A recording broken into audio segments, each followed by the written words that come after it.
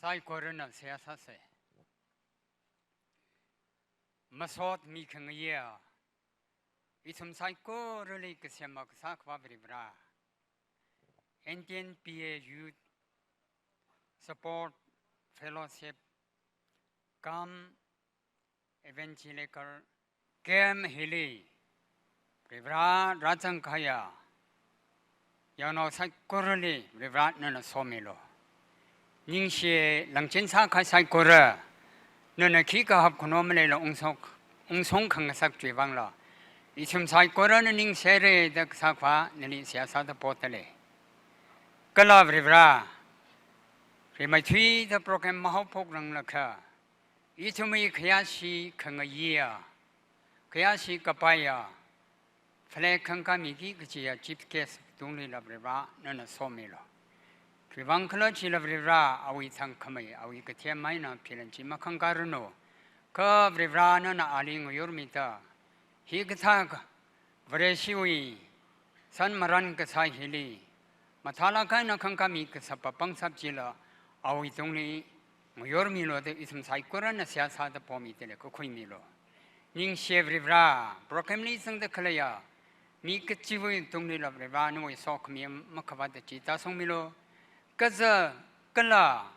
campers sai korwi tungni la somilo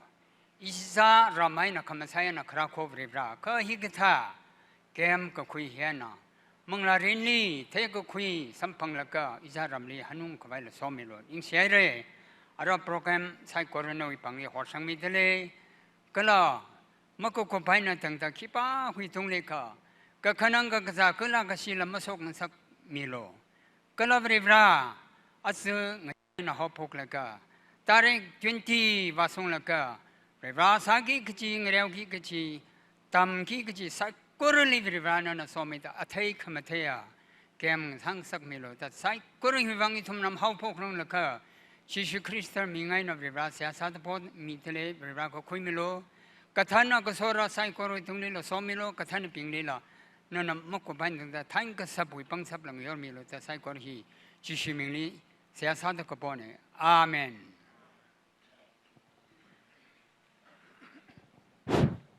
Ning shere itu mesya sami wai gesom tigan CBC. Ara itu na pilan kangak vai sase itu me pilan kangak ai wijle horshomi na wia tamkira juijle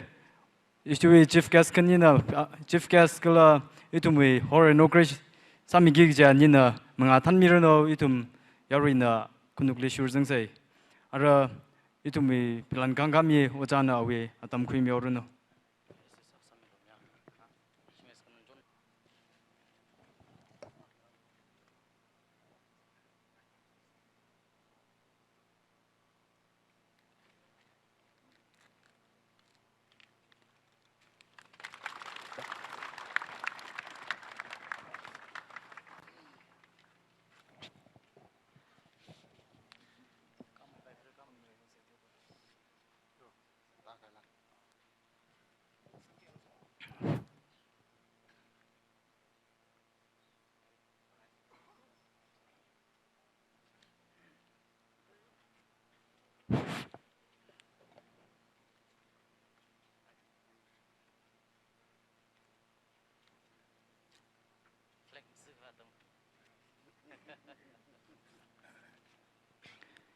Ning shere itumwi flekangami oja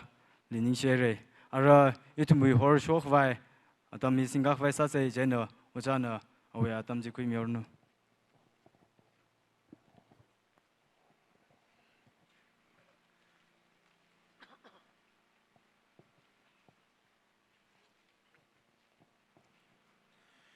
NTNPA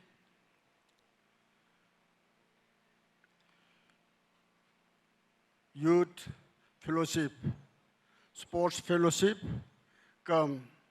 Evangelical Game. Jingai Ram Hili Rungrita Saka Kahaya Hall He Ling Samjik Jine Jana Hall He Soran Laka Reme Twitter ราชังกหายาครานาวขังนุยายอรนาลาเวไซกุรลีริมพาเลยาลักไกนาฮิลี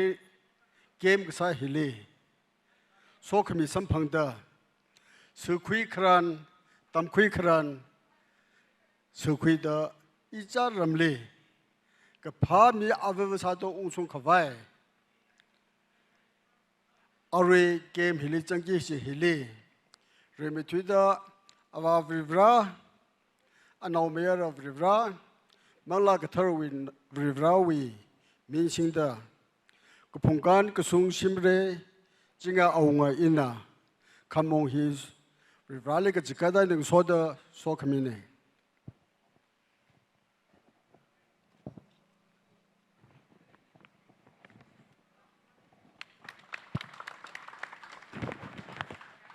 您学的我家里一顿呢，我家和你的人民呢一顿呢，可能历史上非常多。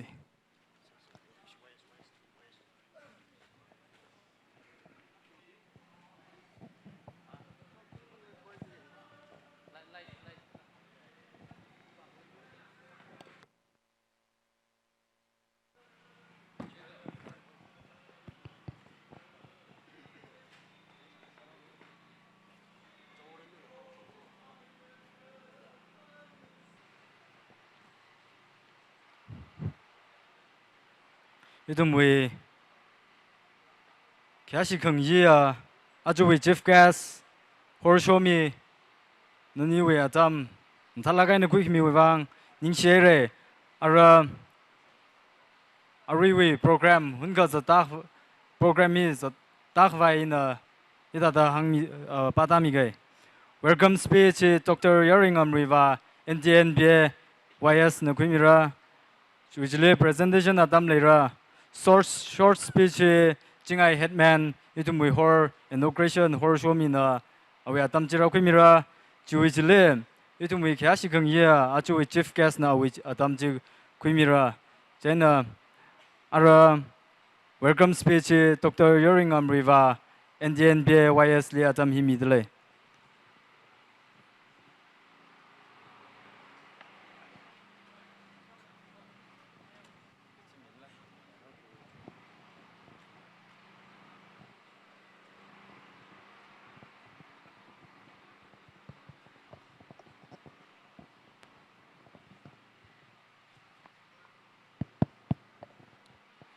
Remekap ta vrali ning shi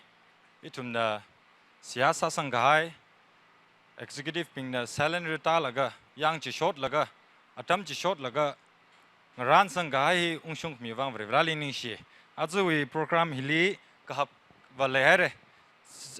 kazing wi simpan jing road wi kahap shongfu wi kahap lere thala la hili Krista wi ma yang da NDNP PYF li kutom ngai re wan ra sanghai na tum sai korali Krista wi mingli salam gsai nang soda ning shi haire jire makeup ta hangai dele NDNBA PYF we sports fellowship kam evangelical came hili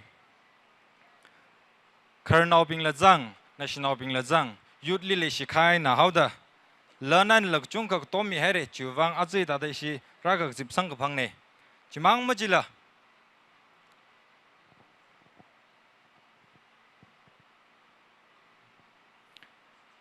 Chimang machila NDNBA wi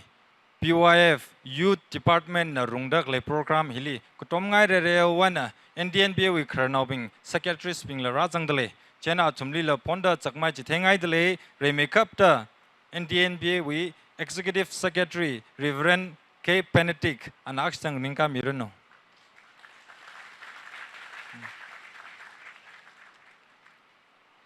Kakhani ali finance secretary Kapang Singh Horam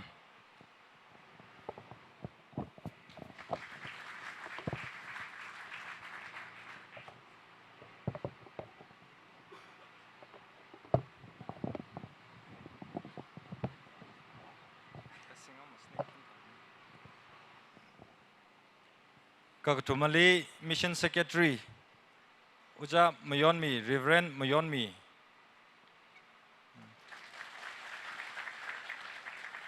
Kamatiali Education Secretary Kangrangam Kangra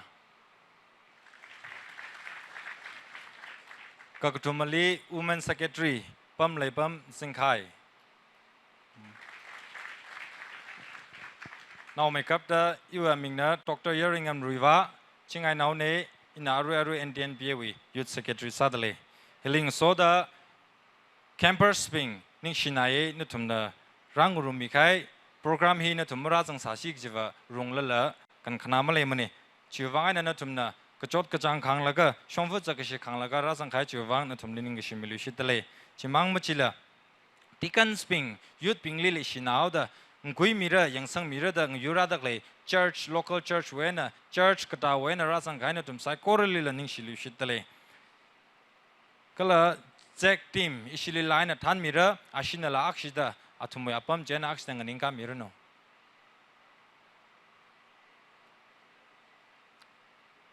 อาชีฮีอารุริอิชิลิมังรุมรัทุระข้าอาชินอิชิลิลาทันมีระอุคุรุย worship team เผาลักกันเลยดักเลยUTP อุคุรุ Town Baptist Church วิสามิสปิงนี่นิ่งเชียก็ละเฮลิงโซดา campus วิ campus ปิงลี่ยังสังมีกี่จี camp leader ปิงอิมพาลไว้นะก็กาเลยตะเลยอัปมกตาไว้นะคราเลยตะเลยนิ่งเชียอาทุมนลาทุมวยป้อมไว้นะอักษรนิ่งกามิโล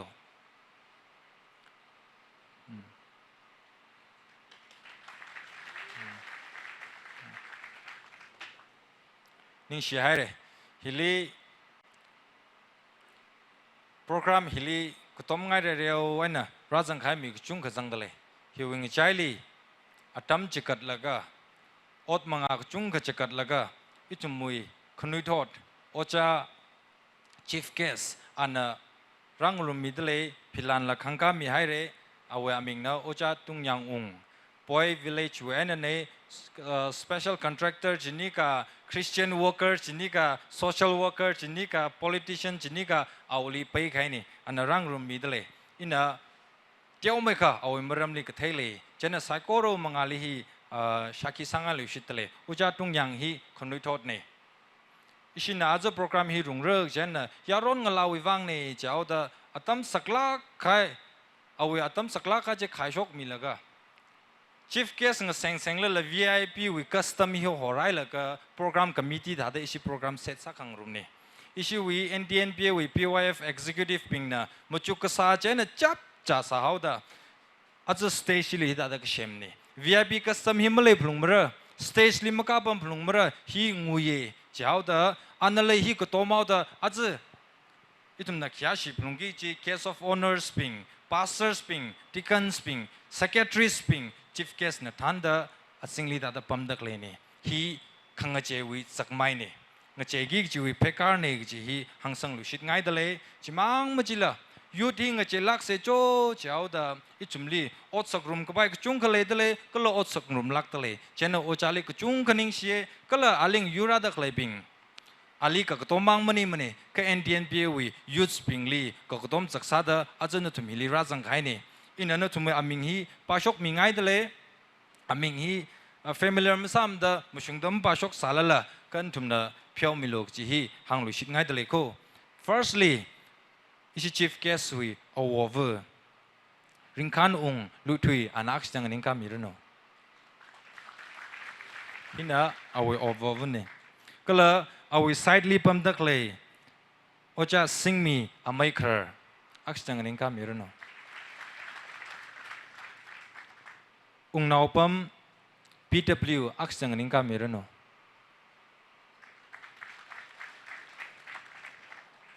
องจิตุงลุทุยอักษรนิงคามิรโน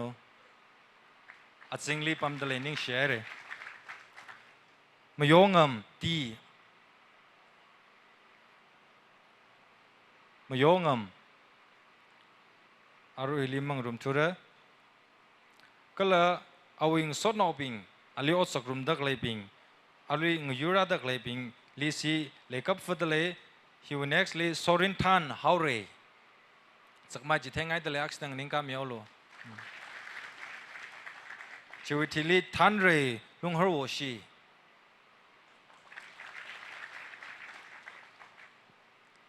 nextly อุจาคิงรุกุย หังเด็กเลยอามิงปิงฮีแคมเปอร์สปิงคาร์นอปิงสมุจุดมิโลอิชีคนุยทอดลีลงสันลักกันอดสากิจิบิงมิสเรอารุยอุจาขยิงรุกุยละกอดลีอดสาดักเลยเนคนุยทอดลีตรกาสลักระมนิมลายังจานันนิงชีลักกี้ชัดสังหุชูเวนะนิงโซนิเรย์ปอยเวนะดร.โอมินานี่เชียร์มุจุดกษักสักโลดร.โอมินาฮีวินโนปัจจารีเทนติสวิคลินิกละชดเลยเทนติสเนี่ยก็เลยยูทปิงลิเลชินายเดชินิกา NTNPA วิ PYS ลิเลชินายเดชินิกาวินเทอร์วิออฟเฟอร์ละเลยเดเลยเดใช้เจน่าหามักซัลละกษักวิลก็ว่าโลดิสคาวนั่นยังมีเร่ชีวิตที่ลีรัมซิงชัดสัง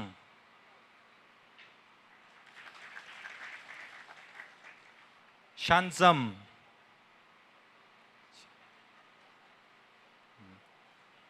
ชันซัมฮีมังรุมดักเลยไทย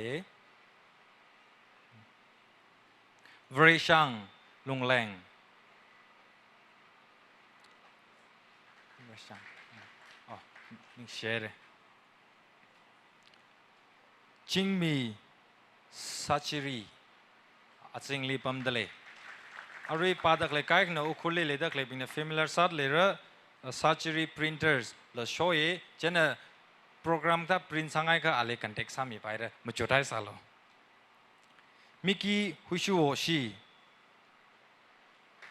ชิลิงนิ่งเดล restaurant วิ fast food interest เคลบิงนะกันเด็กคุยมิโลพังเรลี่คริสเตีย restaurant เจอาวินีอันนั้นจีโชดักเลยนี่รินจุยกชุงนี่เชียร์อิชิ local เวนั่นนี่มาพนิงสาลักละอิชิโอจังราลิงสดน้องราลี local น่ะท่านคราฮี local วังว่า plus point นี่อิทุไม่วังว่า plus point นี่ชมฟูกระเทอร์มีกระเทอร์วิวังว่าจดลักให้นี่คือ local เวน่ะชมฟูกระเทยมีอาขันน่ะ VIP สปริงกระทานะปิงลีแต่เดมกรักขมีท่านรักมีเท่าเลยก็อุจารินจุลีเลยก็จุงกันนิ่งสิพงศกลุชิตเลยฮิวิทิลีวรยสัตสัง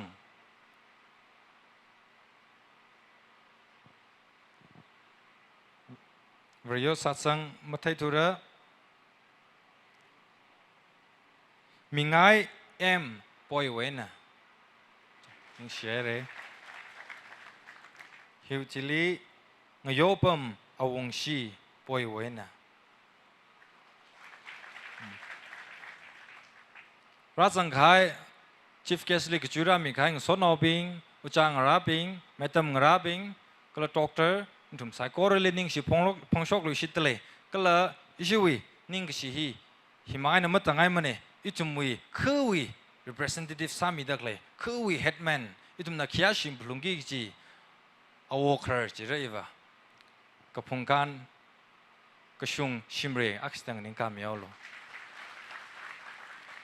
อิชิเกมฮิลี local ปิงอาจจะมาเทมนี่เดพนิงสารไปเอาวอกระจังไงก็ local ก็ต้องของรุมใครนี่จีพับตามิโลอันนั้นมุขมีแล้วก็ยุดลีเลชิลากันเนี่ยจิกัดมีกระชับกระจุงก็จิกัดมีทะเลเจ้าหน้าโอลีทุมน่ะคิกละมันมีเรื่องสารละนี่เสียหายโคกจีหังลุชิตทะเลก็ละ local วี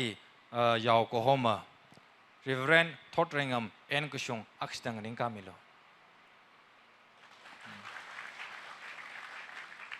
ขนุยทอดลักเอมันนุยลักกันนะรีเวรนคุยดารีเวราลีลุงสังลักกันอดรมุดสดักเลยเนี่ยเอาไว้มังไงนะชิงไงวิ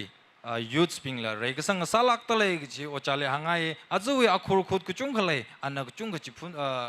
สับพินมีไงเนี่ยนิ่งเสียจีตาดาอีทุกไม่มักกุจุงตาดาจีพุยมีจัดตักเลยจี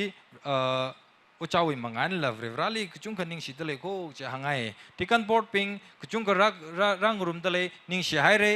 local VVS ping kuchung karang room dale ning share itum atamak layowang itum mi program hi matang chatak vaisa se arui hi itum na atam hun kamang salala presentation atam hi khukangai dale chena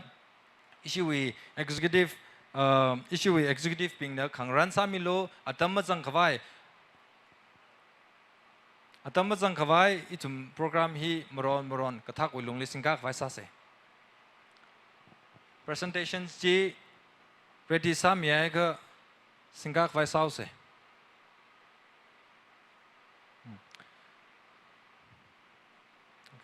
re makeup ta itum na khia ship longi ji uja tung yang ung achu program wi chief guest sami stage li kamir no ning shinare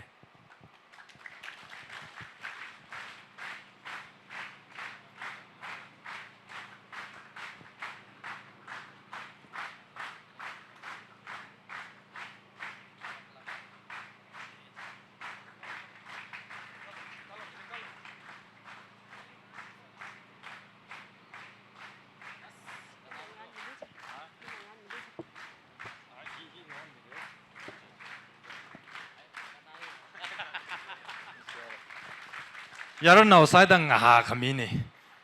shomfulam khali ki ki ge shok lang ha ya tar ka sai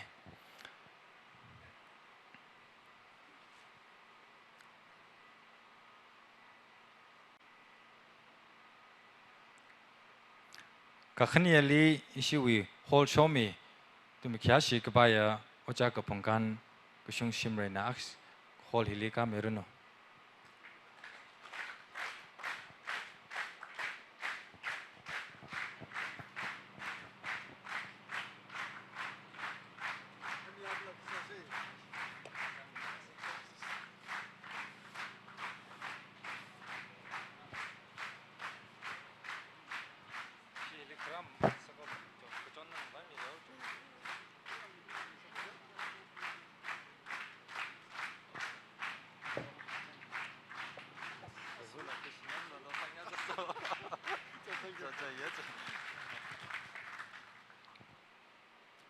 các thùng mali ishiwi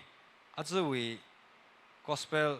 pau ko pau har shok mi gi ji tum na khya shi blungi ji NTNBA wi executive secretary reverend K Benedict na stage le kamiruno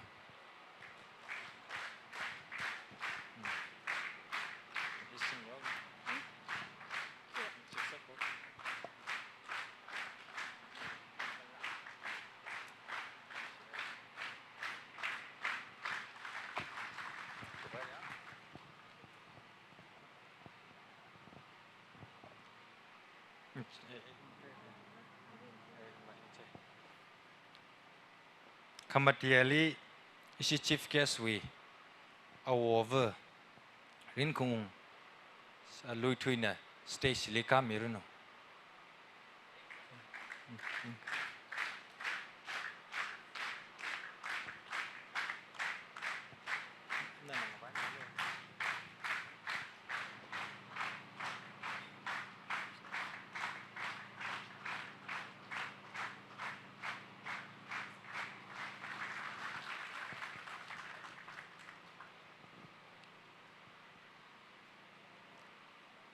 kala healing soda isi chief guest ling yura da clapping ina aming moron pasok mira ntum nan tumi pang fa apam jena nganing ka milo kala isi executive ping na moron da achumli pangran hi samilo chi hi hanglo shit ngai dele khreli ung naupam PW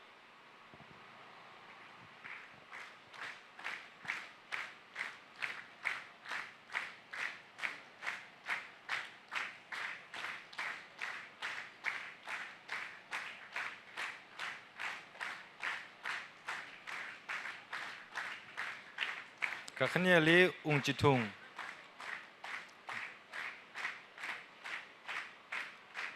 kakhani ali ung chitung lui thui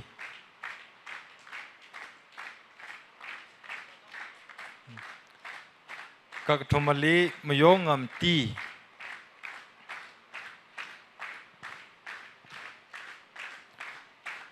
khamatiali sorintan haure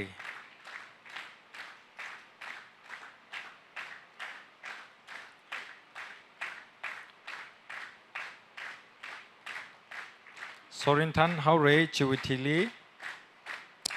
Thanre lunghar oshi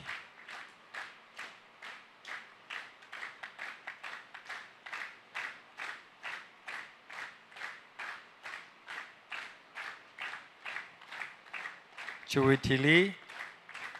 Khaying Rukui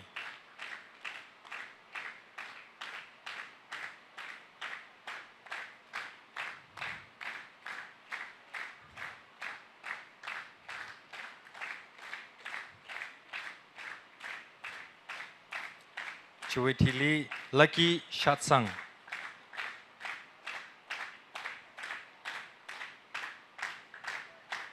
Chuitili Ningso Nirai.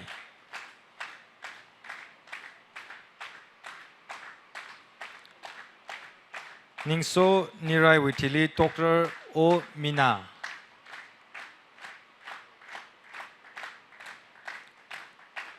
Dr. O Mina Witili Shangzam. Shangzam.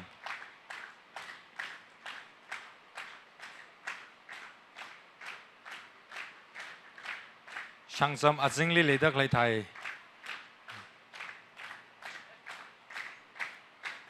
Chiwitili Vreshang Longleng.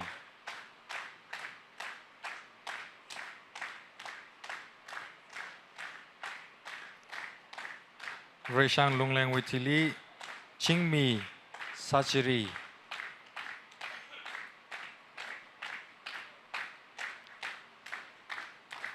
Chingmi Sachiri. Chiwitili Miki Hushuo.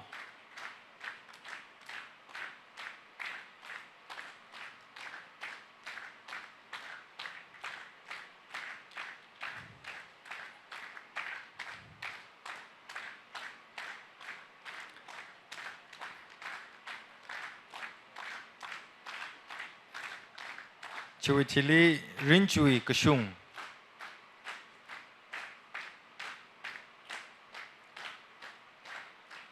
Rinchui Kashung hi Shulimalai Tura.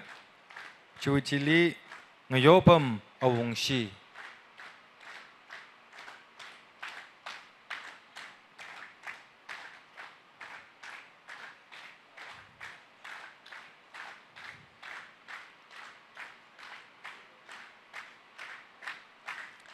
Ning Shihare Ishi presentation hi Arui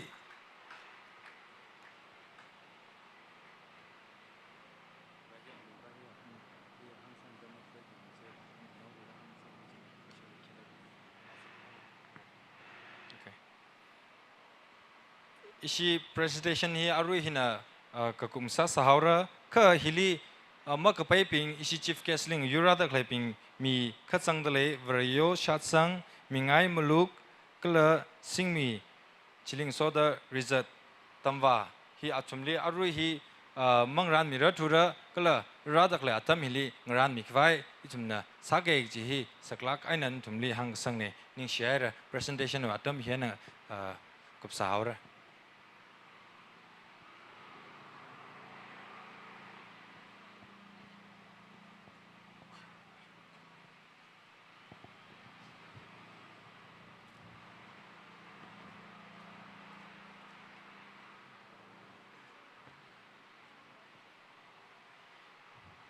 Ning share tumwi NDNB YSle ana welcome speech kala presentation program ye thalagai na khumiyere ara mathangle tum short speech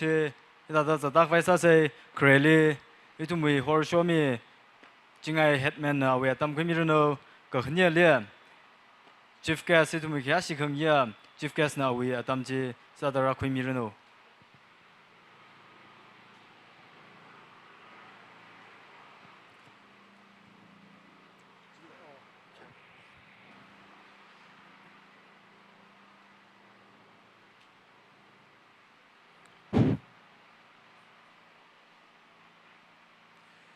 speech jihaya kava yori wang boring salage kai tumna speech mi dugi jihiva boring besamane chwangla jakava adam trak mu khutumo gna ngai chakli haugi jine yang okay it we classic by chief guest ir dongyang NDMBW Executive Secretary Roger Benedict NDMBW Department ngate ngedui Secretaries being staff being saikora as chief guest ling Yurada Clear so now saikora Ram Hili Yahomid Clear Reverend Toringam Gla with Deacon being อาจจะ sports fellowship กับ evangelical game ในรัฐจังกะหายา church way youth being ก็เลยจะลีทันรามีเด็กเลยอ่ะที่กัน pastor ไซโคเรรำฮิวีขณะทอดยรอนกลาบิงก็ต้องเรียก address ไม่ใช่หรือไงนี่สิลักให้เลยองค์นาวน่าเจอสวีก็คือจิบลี privilege สำกับพังฮีตั้งลักให้เนี่ยอาจจะอินะฮีก็ถ้า privilege สำกับพังฮีตั้งน้าพลงเฮากิดอย่าอีคุยระอีจังระตะคราเนี่ยออกทีวีขังเจตรักเลยเย่ขังเจอลุงเลยมักจัดไม่ชอบไปทุกิดอีหลักจังเนี่ยพลักให้เลยอาจจะจริงไงลี sports fellowship evangelical game สาระก็จะฮิลีโอ้ก็ขนาดตรักสัมพังเอจีวะตาริก7 October 2027ทั้งหุยอินิวิมรกวิทองจีคุยขายจีก็ถ้าจะร้านนี้คลจงสองฟิล์มเล่มแต่มาลุมเรก็จะฮีพนิกสานเนี่ยก็อาจจะchurch เวียนะยอรงลาปิง church เวียว่าภาษามีเด็กเลยปินะมาท่านไม่ได้เอาละกันนะฮีอีทุ่มวิอดกรุ๊ปพลุงเอว่าพลุงเรแต่จริงไงรำฮิลีราชงก็ให้ราไปขายใช้ก็ได้ฮีนี่สิ่งสำคัญเลยริบราลีนี่สิ่งสำคัญเลยจริงรถละมีกุโมวิวังเสกุเดงสายตาขลีข้างลูกจิตตำลีวะฮีว่าโซขมีวิจริงรถเนี่ยจิลหังเอข้าโซขมีวิจริงรถเนี่ยจิลละมีกุโมฮีจริงรถนี่ไม่ขังไงไม่ยืดขังไงเลยเขาคิดว่าจริงรถที่อาสปริงพัทูระก็จะไปดีว่าทั่วเว anyway ไปเลยใช่ก็เลยฮีริบราลพักเขาไว้อาปงรัฐมีเด็กเลยเนี่ยอาปงรัฐมีเด็กเลยจีอีตุ่มคุยเทเสอาจจะทีมเลย purpose of life ก็จะไปฮีหังไงเดเลย purpose of life ก็จะฮีเลย biblically interpret สาธารณะแต่รักว่าเขาเลยเขาเอี่ยมไม่ซ้ำเลยมาอินี่ออกทุยเดเลยเลยก็จะก็ทำมีสาดอินี่ออกทุยเลยก็ก็จะฮีอินี่น่ะใช้ใช้ยี่สิบเนี่ยอินี่นักพามีสาโลแต่อินี่หังมังมาเด้อนู่วีอุกลุงลีนู่วีนิ่งจุกลีก็ภาษาขังไอวีนิ่งจุกไม่เลยมันจะแหลกครับว่านักพามีเมื่อวันทำเลยอินี่ก็ภาษาโลแต่มาหังสาเลยล่ะนักพามีสาขังเลยจะแหลกครับว่ามันสอนนอนู่คงนายนอวีอาจารย์อารามเกียงก็เคลื่อนนักเลยจะเลือกขังเจเราเลยยังก็พากษาก็จะเฮบริบราวินีจักรสิกษาก็จะเฮจิบวินีทั้งไงจิบขีลาขลังจะอิมเทมันเนี่ยยังก็อินี่ก็ภาษาเรื่องจักรสิษาเรื่องขลังก็จะไปฮิวอินี่นั่นมันจุกยิ่งจีก็ภาษาฮิบริบราวินีบริบราฮิมีกุโมลีก็เชมาสาสับบังสับบริบราเนี่ยอินี่ลีมังลาขักสุยขมีเนี่ยจิตแหลกครับว่าอินี่บริบราลีเทพลงยิ่งจิตใจบริบราวิสัยลีอินี่จังพลงยิ่งจิตใจยังพายมาส่งเอก็จะเฮบริบราวิสัยบริบราวิส่งเลยเคลนี่อีทุ่มก็คำส่งมีเรนออกที่เรื่องจิตตำลี discipline ยัง discipline ก็จะเฮ important ใส่ก็พา discipline ก็จะเฮบริบราลีก็เทียมีพิวิลีเคลนี่ discipline กับภาพ discipline เคลฮี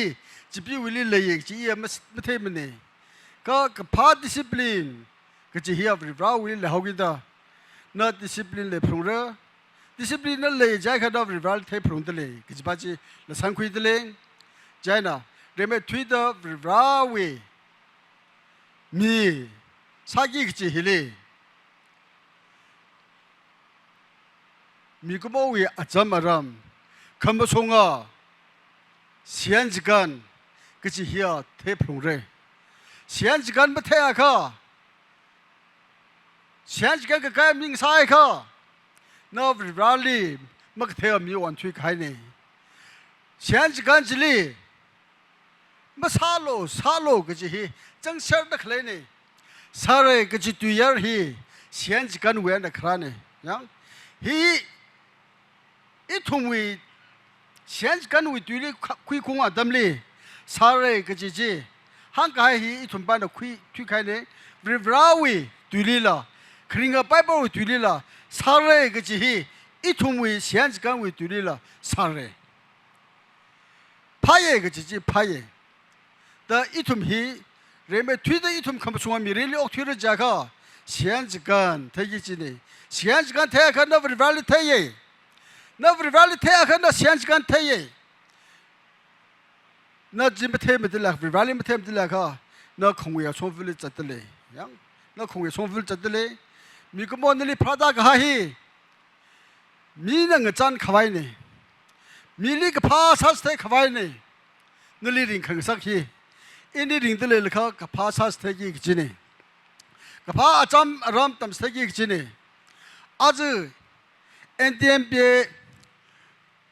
youth basina youth fellowship basina sports la evangelical game la sami dekhle hi ina machuklega vareshiwi gagchibli sports kachang hi imthe samane ka just 1 or 2 years in rakthe jirathe thatadle oktui khangje longli chi phalage khywangkhla sports wenaจากไม่เท่คำสุยมังมันนี่ล่ะดิสซิปลินมังมันนี่ล่ะอาปงก็ต้องก็จิลิจังเดเลยอินอกทุยเดเลยแล้วก็อีกคนนั้นลิมเลยสิเทมเดเลยค่ะอินอกทุยเดคิดกันนักล่ะเลกซีก็จะฮีก็ท้าฮีน่ะบิลล์สามีเด็กเลยเนี่ยเจ้าน่ะอาจจะสปอร์ตจังเลยก็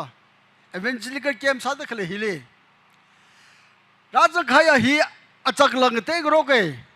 อามิงเราไม่เท่ขังโรคจงไม่เย่คือเราไม่เท่ขังโรคจงไม่เย่อาจจะนึกถึงรักขังรูมเฮียนะอาจจะเราเท่เขาระอามิงเราเท่เขาระอาจจะมารำละเท่งโรคเขาเลย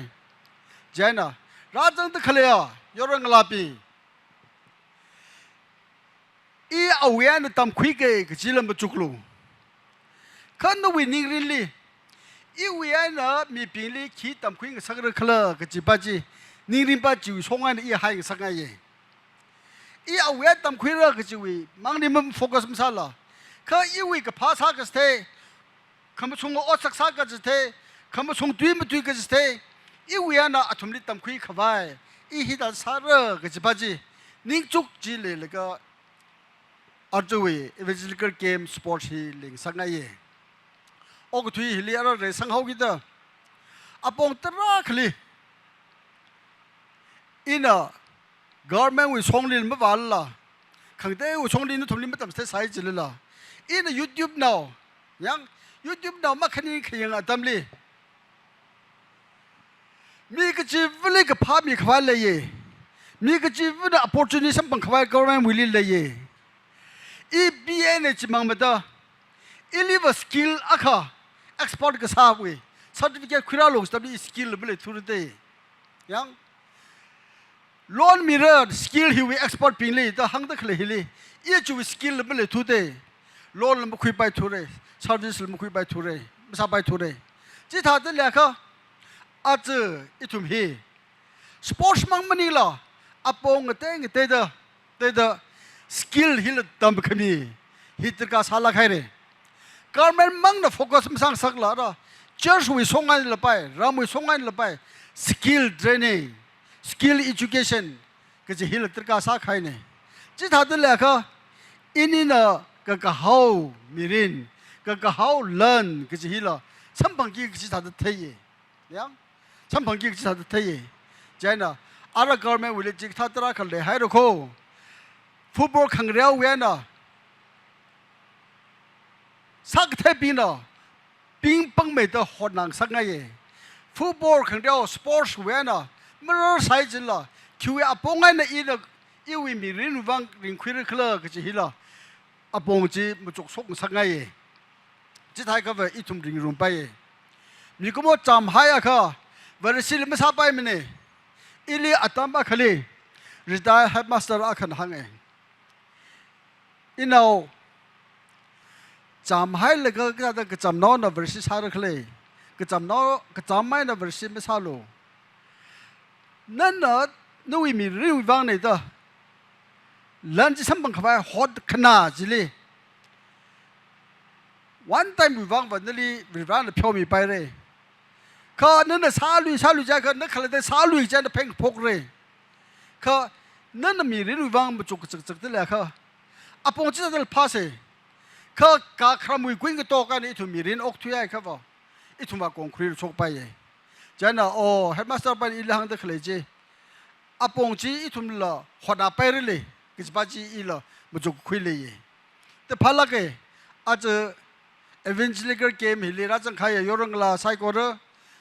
ก็ท่านน่ะก็สุรไซโคเรนี่พาลักก็ให้เกมซาดะตามคุยสื่อคุยรกเดก็พาอาจารย์อารมซาสเทงรกเด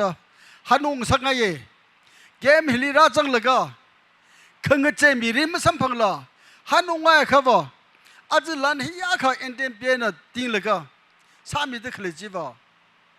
จะมาพามรถเตียงเขาขังเจเดียวไม่ก็อีรำลิฮิตสุขเอาไว้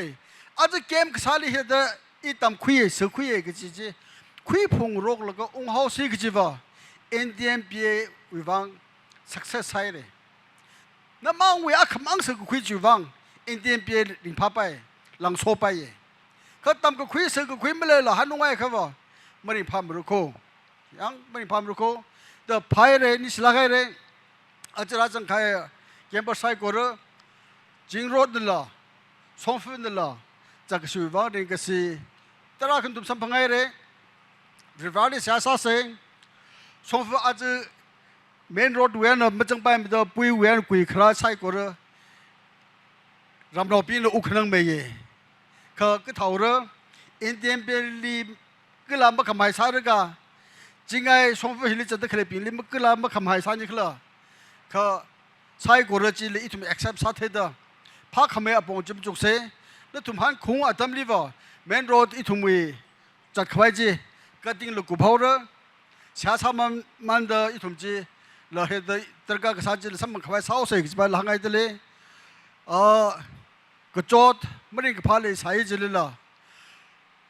ฟรีแฟรงสาลกันนะโลกวิมีปีนี้ละหังโลก็ท่านน่ะมีปีนี้ละหังโลอีวิไม่ได้กับพาอินก็ทุ่มไม่ครับว่าอีขลัดจะโจทย์ยิ่งสิเนี่ยอีขลัดวิไม่ได้กับพาอินนะ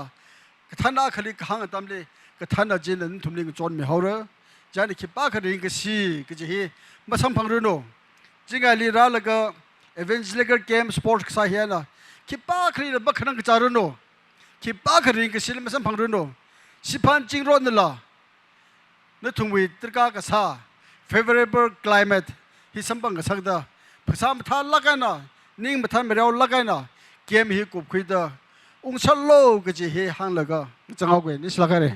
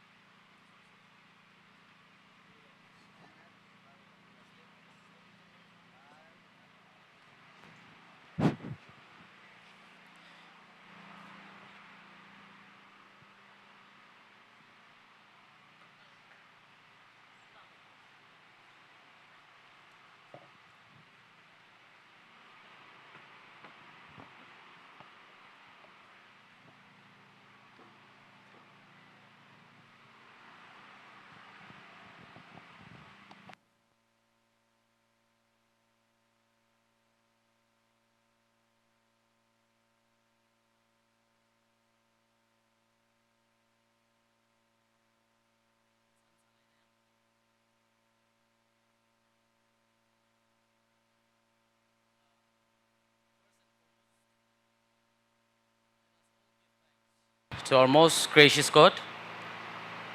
for every day, for every new life itum li mirin ka thar mission ka jia raj li itum musot mi sei aji hita dai itum psychorally atam hili ngurum sat tak le raj li mai thui dai itum psychor na ali ning shi sei ka khani ali aji we organizing committee youth secretary na than laga aji we itum kata khnu thot pingli la platform community wang ning silage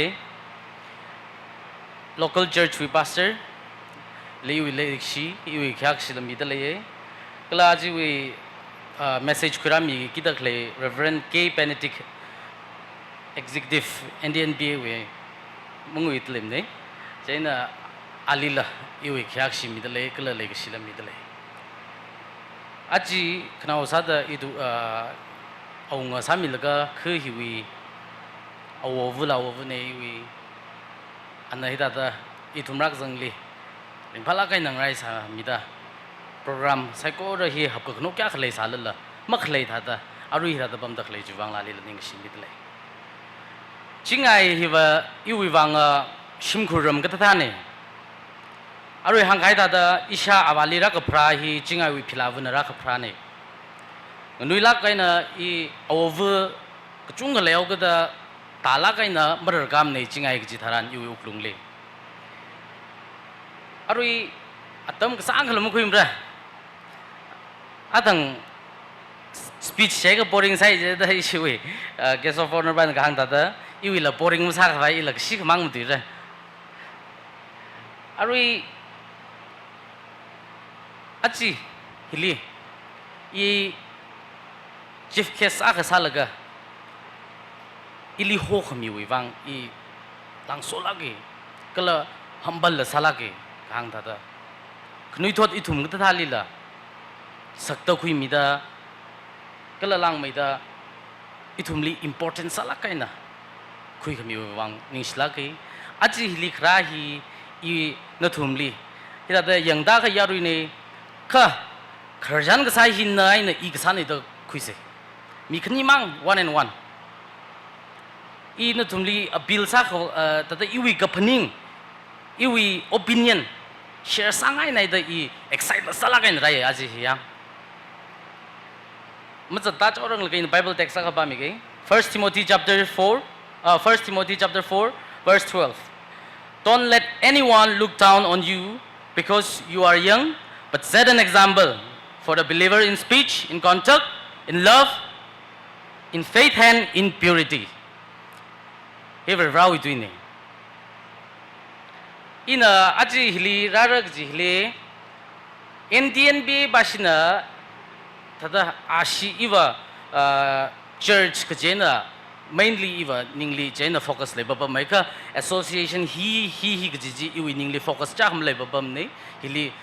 disrespect sala maning mane ka NDNB na hita hod le kejiwangai na ina kete nau ina YouTube kata thali runu kete thali runu ina kete nau yang kheng zaran achikum mangai na hita da conference sadak le hi phanga thruk kai re in khengli third gospel musical night come fellowship January mai khali mionai re Grenell conference meili mion dale mionai re Baptist women fellowship mariamli ajondang mionai re kala mission conference tala mionai re achi sports come evangelical came hina itum we committee ka phali jang dale de hili kasang kuchung hla mahang sangai jinek jang khat wa I mahang sa sik adam juk jinek ka hiwi purpose hina itum li ka da serve sali khlek jinda athaim the dale la ida da youth sa women we sa kadai bing na thada kharna bing na da category khai laga myon chu tang rok laga jingu ma khli event phanga thru shini ka laga budget hi aju hi hida da sa sa tak le hi not less than 10 lakhs khabu na spend sa laga ra tak le hi kaji jawi I mean in hang tak le whole point banava ithumli fun hi paisa kaji hi mom hangai lak sala la paisa ne at the end of the day 我创设这个，真的 without much in a 三个主义里面没开了，可 Iva sabai ka hi suggestion go kerna bing NDNB bing li sabai ka ka tong kam pai nai na agast mangla khanish te mangla jingu ma khli crusade chami laga athai kam the sang sang ai ka chung sa laga hita da ka sahi la ma pham ne jim nim ne phalak ta le re ka ta opinion yu ka phni ma ko mi khni kharjang sa da khang ta da jang ka ji baba hili itum constructive sala ka ina phning sek jin go hi criticism la manim ne ina fan hi cái gì na paisa hi cái shivam ne jim nim ne paisa hi itum orphan mission li focus sang sak ngai chung mai da sa le re iwa remai na wi mission li la focus sang sak ngai fan bing hi ka sa na bing wi wang la mission sang sak ngai hilia ji ra dak le hi paisa ka bai maning la ram li wa sak la khai condition de lupa tinggal lupa shop ngasok lu kecik kebayam nim deh. Cina aji rata kelebing hi ot manga hortang rok, paisa la subscription la shop rok lega aji hilirap bam kai nekjit la. Mapam nekjim nim ko. Ka hili cinggu mak li, akak ni simang sa lega ketong li itum na washung keshabai na. Ara aji hili wa itum na rak shop shopping mang na rai re. Ramli mara shop la bam tak le mila lai sare I'm sure. Subscriptionไม่ชกหรือบัตรทิ้งก็จะไม่ชกอะไรไม่คราละจังสัตว์เลยเด้ก็อินาจนทั้งอีสิyouth TV meeting chief guest ไปขังสันอัตมาอีกลีน่ะ suggest ใส่อีทุ่มฮี let us reach the unreached เลยที่น้องมาจุกเสียที่เราเกมก็ใส่ฮีไม่ท่าสัตว์เลยมาท่าไหนก็สารเอาบิงมาราร์ดเล่มเร่มาราเอาบิงไกลๆมาราร์ดเล่มเร่remai nau kai mara lem re itum na ta game ni maji la ram li zat laga itum mission akha sangai ko da ina isi youth secretary li suggest sai chili ila shuruk ba khu ngai jaw ko da ka as youth so also while we have time and strength yang bang shap le ga hikta hi iwa sang yi la ga da khu ye itum we mission hi again marana wivang remai na wivang da hang da khle hili focus ku chung kha mathem ne ina mag thai lai sa ka pheu milu ka ik chung kha mathem ne building fund wivang ji ka iwo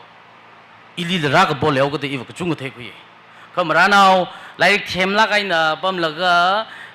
ashisim ko da mayang ra thura jane isi NDNB youth na ni ga ka ji ba ni kla isi na hi awivang fund samit lek ji ik chung kha mathem ne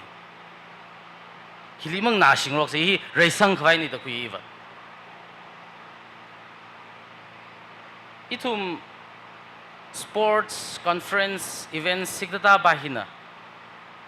culture khang sa thai mission the real purpose of mission gi hi iwa akstamang la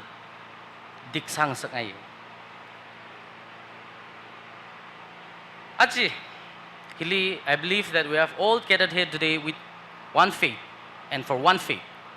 chit sang akoi alungli itum hi hili kagazip le da kui ajon thang September 10th thangon nathum la thait le re ara social media le la ila social media na thai ko kui ne Charlie Kirk USA li chingum thumra da khamang e ali kap thadaw e khuwang ali kap thadaw khla jiga awi shit sang wiwang khuwang awi courage wiwang khuwang ana khama shung kham tu jiwang ali kap thadaw e khmui wiwang maning la shit ka sang wiwang awi courage wiwang ana mashun du kham tu jiwang ali yang sinaw bing na kap thatne mashun tu mong na ngai bing na jorli ali interview akhli na liga thada phniung sak ngai khle ta khangan ji tharan ana I want people to remember me for my faith I wish it sang wiwang ina ili mi na phniung sak ngai ta hange ta awi katai khe khamam chumde awi faith chimang jili ana man sakla kaina khuilaga protect salaga ali mi na jiwangain thing sak ngai de ithumwi oka tuik tongana ajugun mati wasungda tala hangbai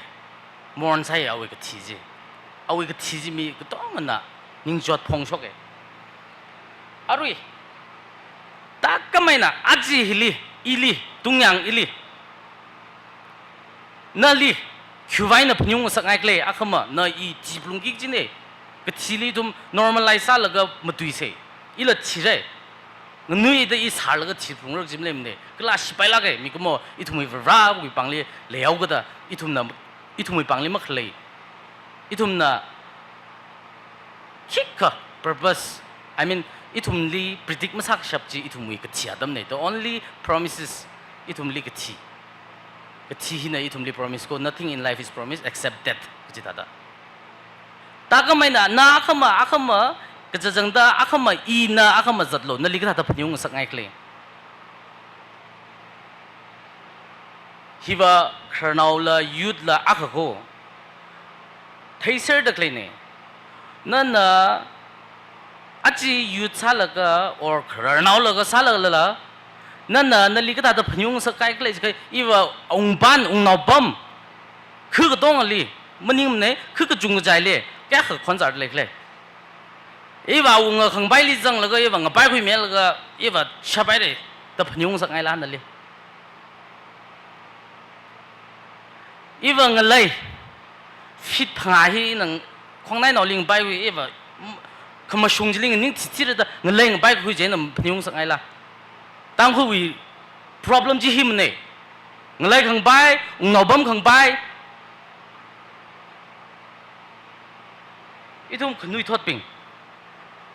hili shur sang laga ka tha da sa likhlek ji ne na li ka tha da phnyung sak ngai likhlek ji ne itum na sim ka ha ka sem laga na lan ka chung ka khawli bang le hai me laga phanyung sak ngai ga ara just reflect sa se ki jana o ya ji li thang rao ko thui Malaysia ka sa da rao ko thui ili huwangai na phanyung sak ngai ye ji reason na khamang la na zaga simam juk sa ma dai na o tung yang mim thalak sai tung yang ping bang lak sai tung yang mili tom thai lak sai iliva izi da phnyung sak ngai ga sagi ji na la ila achi hine miring shinau hile idum favor masaba phase let us not be in favor just because he is your uncle family yang tada isi shimkhur ne jawgada isi shimkhur ne ramnau ne tangnau ne jaida nguilala gdomba phagji hile ko isi tanghor naule hili hang ngai bingwa result in a kigle jiga aji ram kaing rock dak le gdomba phagji wang kama shungli mak gdom wang ram khok khamak sa tang khok khamak sa shimkhur khok khamak sa jinangrak khok khamak sa hi khuiwang idum yaron lan ne idum youth ping ne atum nguila la idum mahang sang le let them be idum rot khamrat maning jang ne laga ya ira rot khamrat jilu ra akhwak wa ai in hang dak le hi yu wang reality ni na tu moi wang kya reality sat le lam them ne itum compromise sa de itum future at this point he condition ai no itum compromise sat le de shongfu aju hi man de yang hiwa gai no guila laman hiwa gai no guibabam la laman future compromise sai exit la itum na hi kiwai na hi da samyau ga jing han ga shap itum li power ma le lu la ka khuwang na I alung lia ka sai la ga thai ga an ot da da sal ma sal bai da da itum mang han ga shap thur de ina ga jung ka ma thai sam re ka thala la itum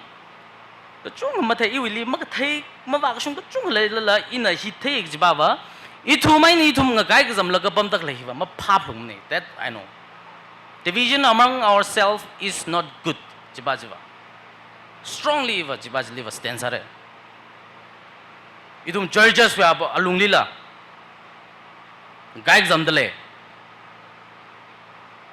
itum hang sok ngok se normalize sa se khungwi adang hang sang da hili ka jot ka jang khle ga hang rok lok ji da ka jot ka jang ji itum miyang labing itum hang rok phoko se future ne yaron labing future ne itum muhut thuisin ga ji ga itum namning jang kha ji siam khui sik le ji na yu pangli le tak le ko itum community tamba kai na ka kami la jang dele ram ngatek de la jang dele in khang ban ba itum tang khu na ma khning bing ne itum li sa khai khwai ka sa hi chi na shape itum mai itum sa khai khwai sa se mirang la bing hili hang kha ba lecture ne speech ne to la mum chung sok ngai ta tham khoi ba sak lak kai mara ma khne I hi hang khai wa ngai na I a ji li khai hi excite san da we ka I hui da khra ji ba phyo me li ja ung ai na pastor na hang da I ko hi da rai da ta hili in hang ngai ba na ba one more thing let us not inherit simlui khaya da da na sha wai na I sha wa yang si sai da inim yang si sai hi problem ko ini ba ma chi khui phai sa se I sha wai na sha ba ji ba mo phyo ming rok khai ru nok so ro kyu pai le mar na ba mai re sha ba long ba kha ini ba myang sing rok se ini wi aina ini wi generation he na hobok la ga ba let us forgive and forget and move forward with civility and humanity adam ji achi lage Bible text ka ba milyo okay Matthew chapter 5 blessed are those Matthew chapter 5 verse 10 blessed are those who are persecuted because of righteousness and for there is the kingdom of heaven igchung ka Bible itum spiritually igchung mang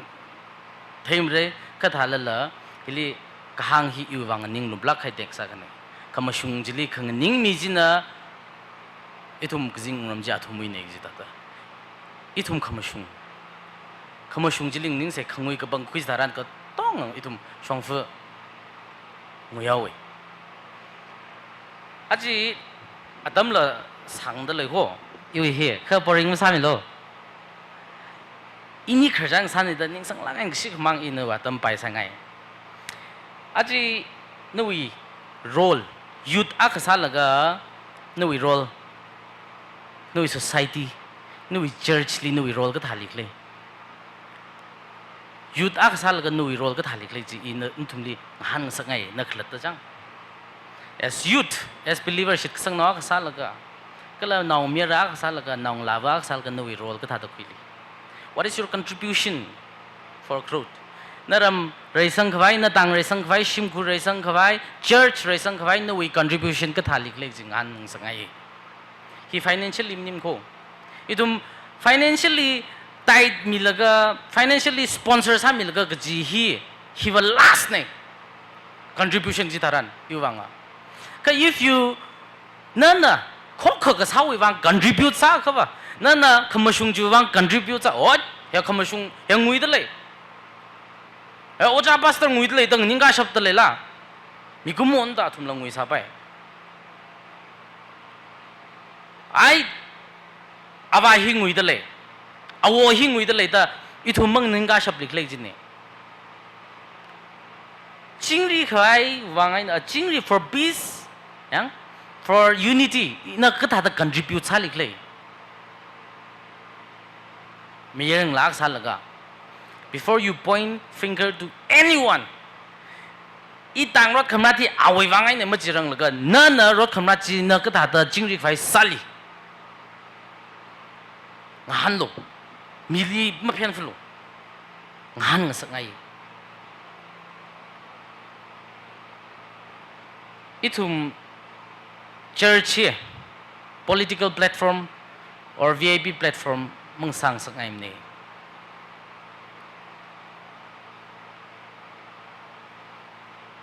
ina thấy khui khai là lý ava shange ava gahak này VVIP này dễ khờ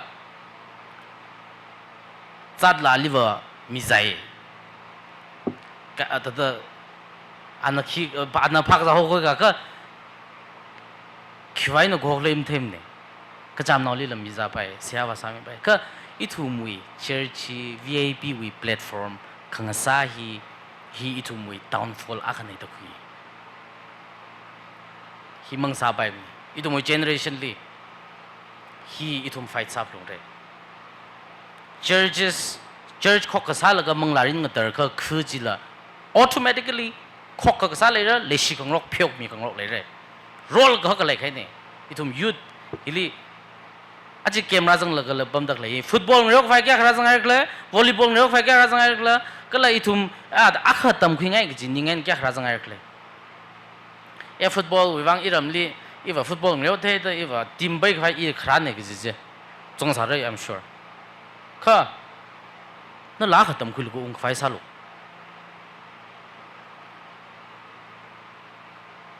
khởi ra na khả ít thu mùi tăng hôn missionary vậy nữa anh nào khuyên ấy church mày tùy cái gì cái mà sung lâm thêm có mày specific cũng sang ngay là cho nên hebot li ít thu mùi biggest church in Asia đó lấy được lấy gì church nào cái story chini chỉ chặt được lấy gì leaf mắc sang masak bay tu đó leaf xem khói vào space lấy cái leaf lo sang khói phải sao mà lấy tu gì cái nào xí vì phân cái park group na chỗ rồi thum na ping na politician akli bà bôi gì bà bôi cái na date 5 li chỗ lo date 5 li bà bôi cái na as chỗ pháp tay đây na date 10 li sắm bằng li nào sẽ ít thum date 10 li sắm bằng cái na bé cái nó shop mi gì nơi thế sao hi kan là ác chỉ đi report lấy gì là nơi vang ít thum nó thum vang in là lý không mi có gì chứ thà là bây giờ chỉ khui lấy đấy thế khui lấy mắc lần làm rồi không chỉ làm rồi ta có mấy này thì hàng hàng ai ban với ít thùng mùi church khi cái cái thơ đó xem gang rock declare chính ta bảo khi church li cái hàng niệm cô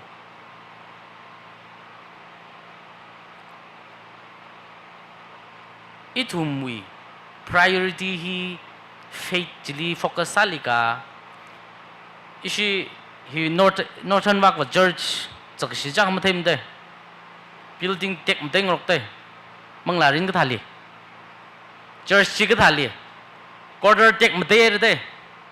spiritually cái thà li cái church chỉ khiêu vang cái school nim này Sunday gì đó offering anh tại school nim này và hàng hi ina cái hàng hili itum na chắc chỉ sao được chim nim ko ina cầm thác cái tông hay là cái chắc chỉ mang hàng được lấy ko hiling đây đâu có mi lo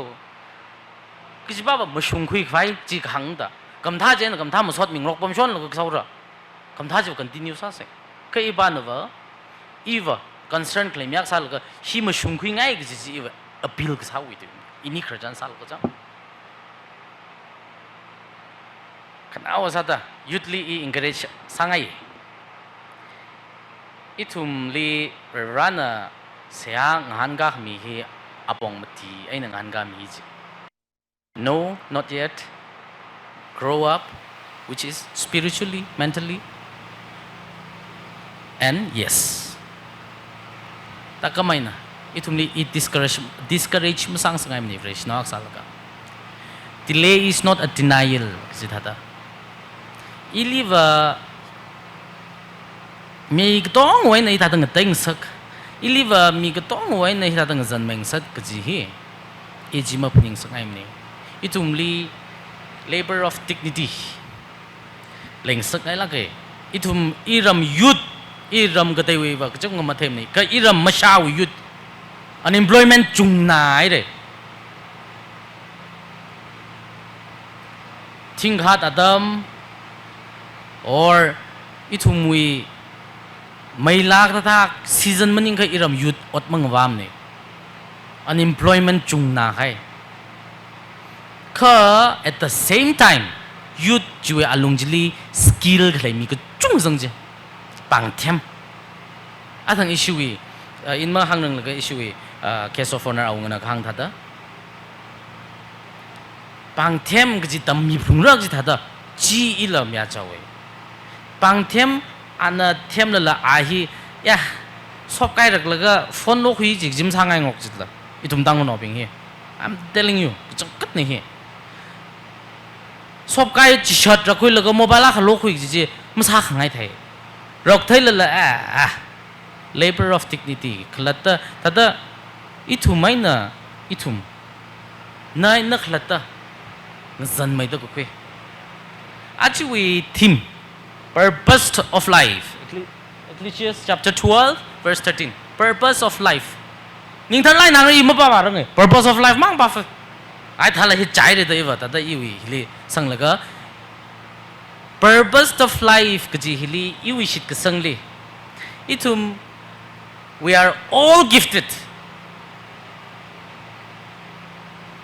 itum he give cái gì cháu avu le sa được gì yêu shit sang le and role avu le sa cái gì là yêu shit sang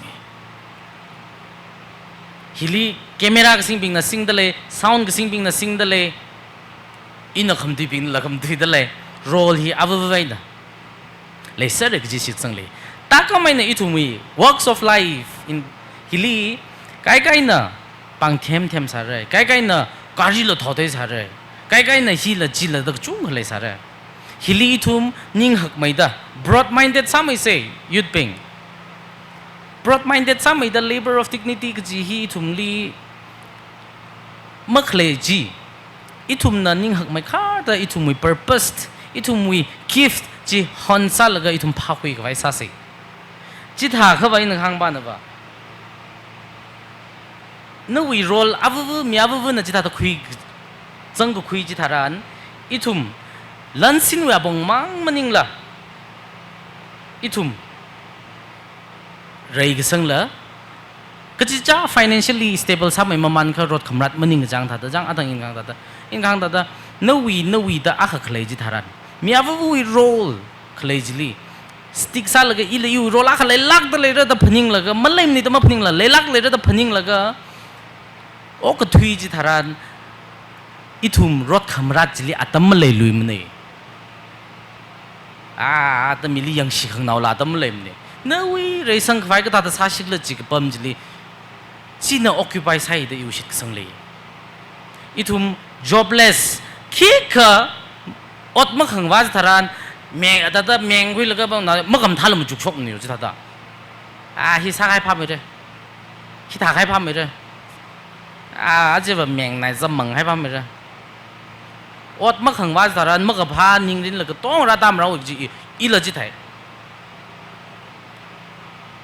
ớt măng vác lùi cái mắc cái pha cái toang là gì ta nhìn đi ra rằng ao ớt sao bốc hay gì tharan vậy chỉ là occupy sai để itum miếng là bình itum we mirin là shimai khar hawe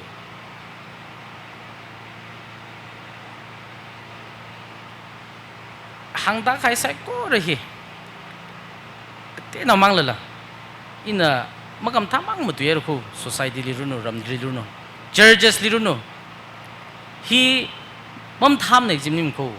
kha kam tha ji ma hang ji ne ajiba nextly kam tha hang re kha ajiba ma kam tha ji hang shok laga hi let us not continue this kind of environment from our generation onwards itum we nava ma jai hui bai ji for truth itum khang kama shung ji wang ning ga miang la khang sang sang ai cái gì i pang la kai na aju ji ka hang khang ai ko itum cái exam laga bam da khlei hi itum hi continue sak vai sa role khwing rock sir se itum hi tang khuli he ver shiwi abam ne ji de manim la church kha khali hindu na kha khlai lam them ne se itum muslim na khala claim them ne se kha thala la itum na rot brat me khar gai tum na khorum da khlai ji ba chingri khai ver raj ni khorum da khlai da gai tum khlata na ma chingri hi ma juk laga khisa sik lek ji itum yang aping ni sak lagai ni ji appeal sangai ka sirngai da khlai ne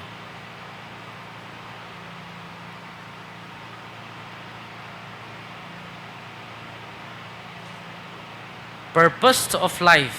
ta tang we in kahang tada hili iwi wanga kama shungjili kanganinga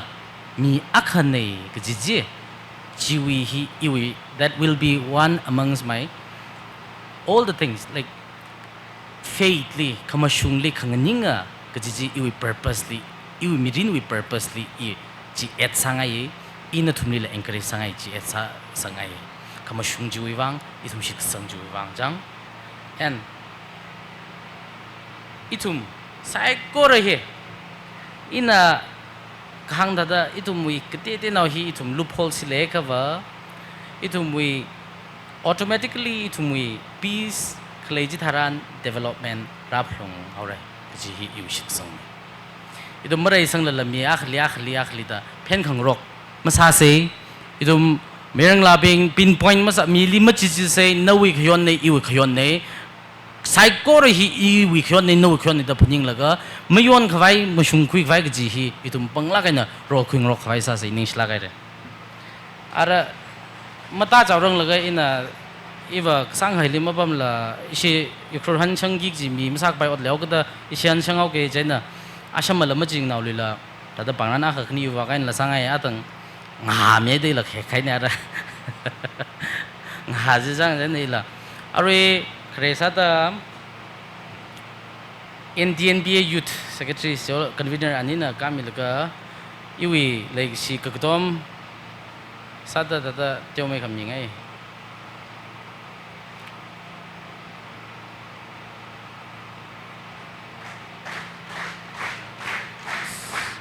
manim ne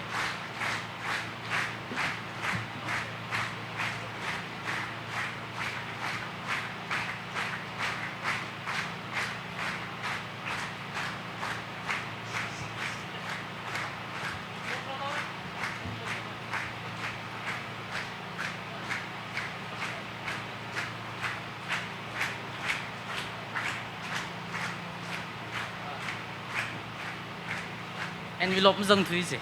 iwa khang zan sau ke ka in a youthly aji ring phasa lakhni sang myo ke aji I'm sure ot sa dak le hi local we women bing na jatham hang mi laga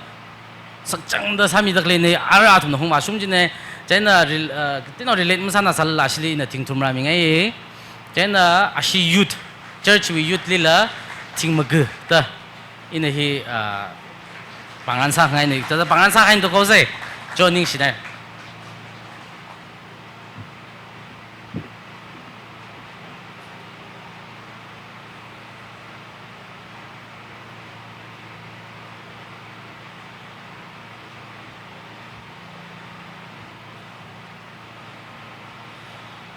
ning share shui speech short speech adam khimi gai wa cha khni local hui headman galai shui chief guest wa cha tung yang nge sha chang nani le chung ning share mulung changla gai na khni dot le hang gai ita da sa va se itu me mak wa ti dai re hi sa me gai da para da suggestion kham cha cha ita da hang mi gai hi chung ning share itu khni dot na tam kui vai kala shukui gai chung ga jang de le kala ita da hang mi gai itum nala itum rajang gai itum nala za da sava shop kwai sa sai ji hangai ara itum wi flag kang ga program pilan kang ga wi program ji hina ku kum sare hele chi tat ga ya kha ang la ko ge excuse ka sa mi lo ocha ishui chief guest ocha jungga ning chi itum wi sound system wi kala itum wi life sat mi da kala hi awi khang jon manga chung ga jang da le kala achu itum na shongfu za dung za kra hi le kai khan na thai le re JCB wat sal ga le de le jila ana ngcho ana jon mi da ana chi sa mi da kle ne kala ali nguyura gi da kle mya khala itum wi hilim ra jang la ot ka sa jili hon da chi da sa za da kle ne jo wa ngai na wa cha li chung ga ning shi ara itum wi pilan khang ga program hiena ka tang sau re ara itum wi welcome service strong mai ngre wa khwai sa se hi mangre wa rang laga installation program hi local hi wi yaw gom Reverend Thoringam na installation program wi wang atam chi kra khoi mi runu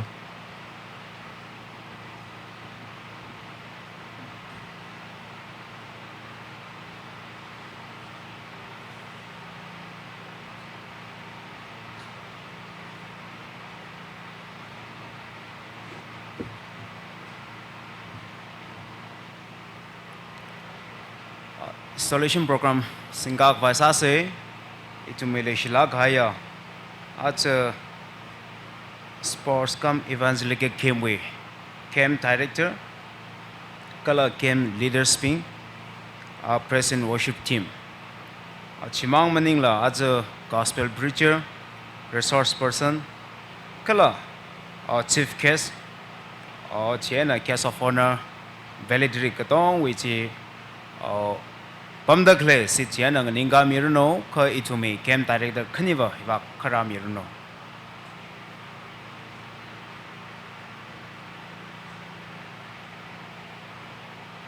Camp Director Kani Klang Renaina, Ringam, and Gishung.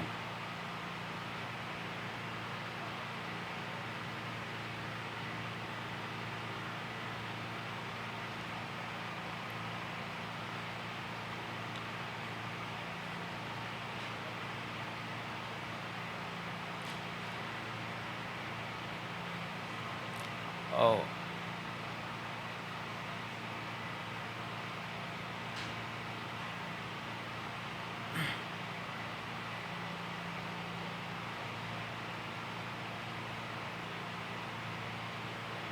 Hiva khrakam yolo.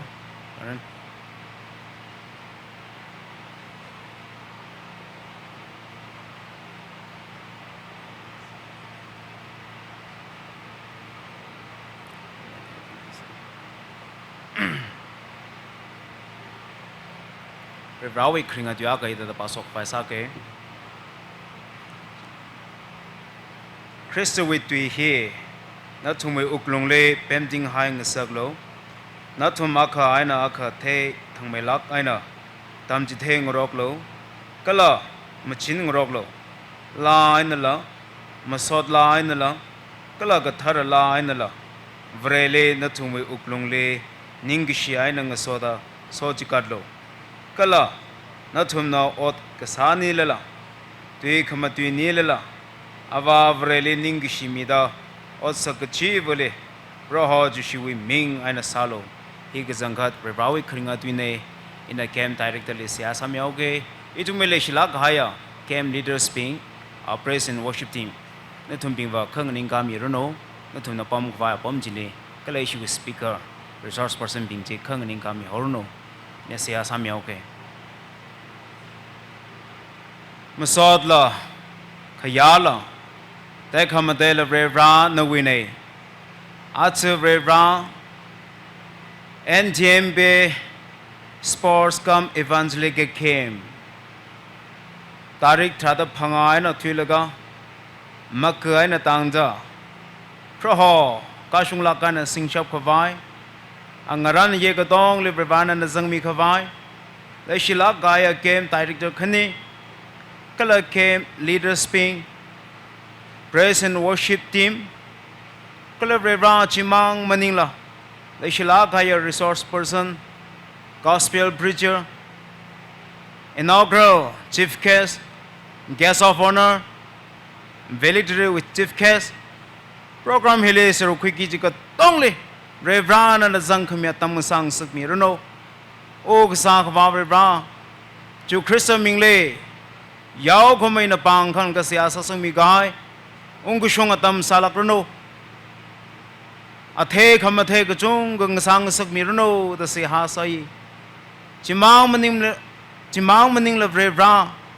Acho sports with bangay na. NDMB youth spingle. Kagatom sada sound system hila. Praho remember kapaywi. Inaugurate sa gahay. Chingaiwe, youth came hile, and now great time gahaine. Ato when a twilaga, are we here? any program le kashung lak kana sing khawai ko swai ko ba male lak aruno da hiwang na sia sa sang mi dale mathan tu ba na ko jikat proho na niyang khung sang sak milo da hiwang na sia sa mi dale arui bung hiwen na bre bra kem director ping kala program hilizang da klika dong le bre bra no wi mangla na chu pui mi da kashung lak kana sing ba khawai zadwa khawai ngasang sak mi horno athum le horsang mi ga hai nei da project christian ming le siak sa nei amen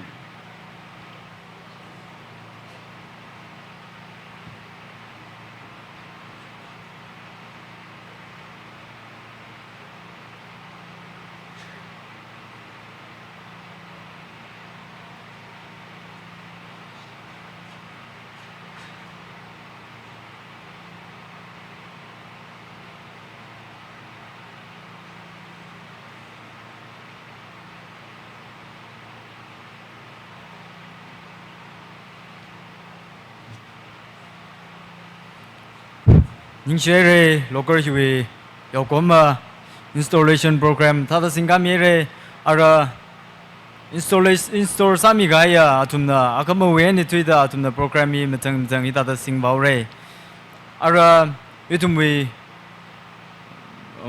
mga shong mangre wa fai so se ari yawi pau ko pha khira mi gi je itumwi NJNB Executive Secretary now we are tamche ana atu ring ya anam dumira kalam kugup se ha he Anderson ungre dikan CPC na ida da khimira ochana wim atam mukuirang laga issue youth secretary na we piper che rapa mi orano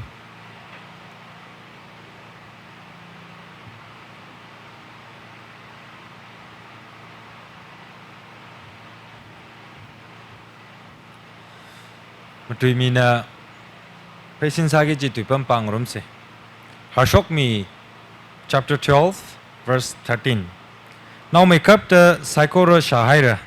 Vreling Chilu Kala Awi Ninkami Moyonlu Kachahi Mi Akana Saplungi Ji Otna English to En La Pause Ecclesiastes chapter 12 verse 13 Let us hear the conclusions of all matter. Fear God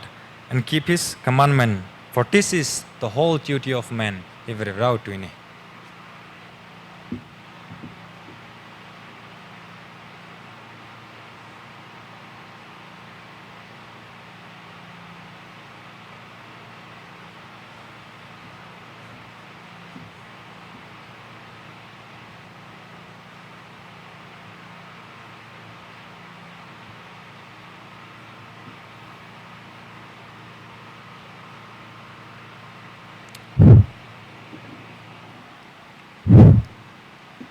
Itu meling tang kami ya,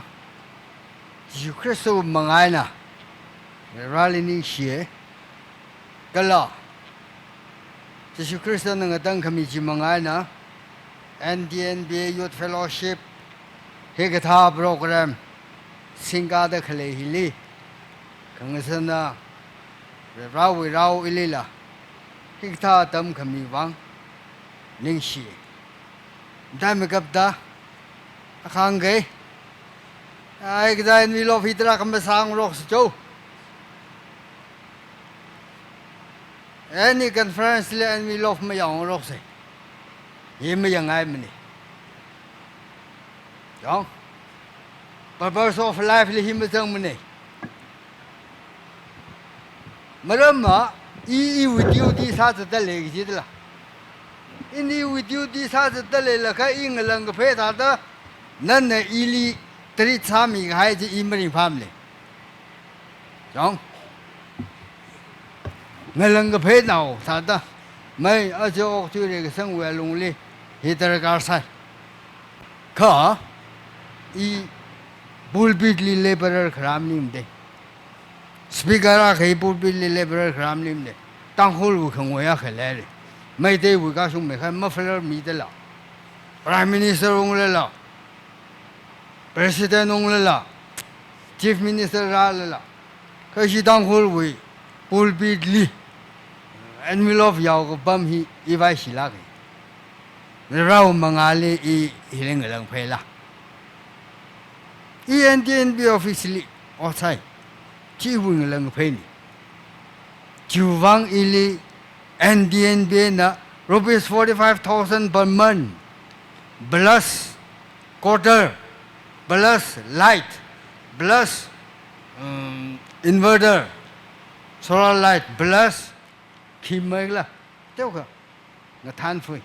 that is quite enough for me mi rin ni ji ha bai ji ma ya se khanu thot chong speaker pha ra je ka speaker pha khawai wang executive secretary li pha in lim sang lu secretary is bing lim sang lu phai sa yaw ra je ka la ri tam naw ra sang si la ka miao ka tha ka harmony ne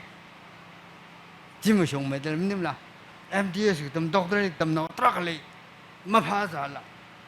for example hu yu ba sing sim ina jon thang YouTube li thei a Korea li labor scholarship sam phang da dai ka tam ngo shun chong chingam ka sa dam li yam gui sam tha la ka charan re mi la ka ya la ri ka tam wi ka chot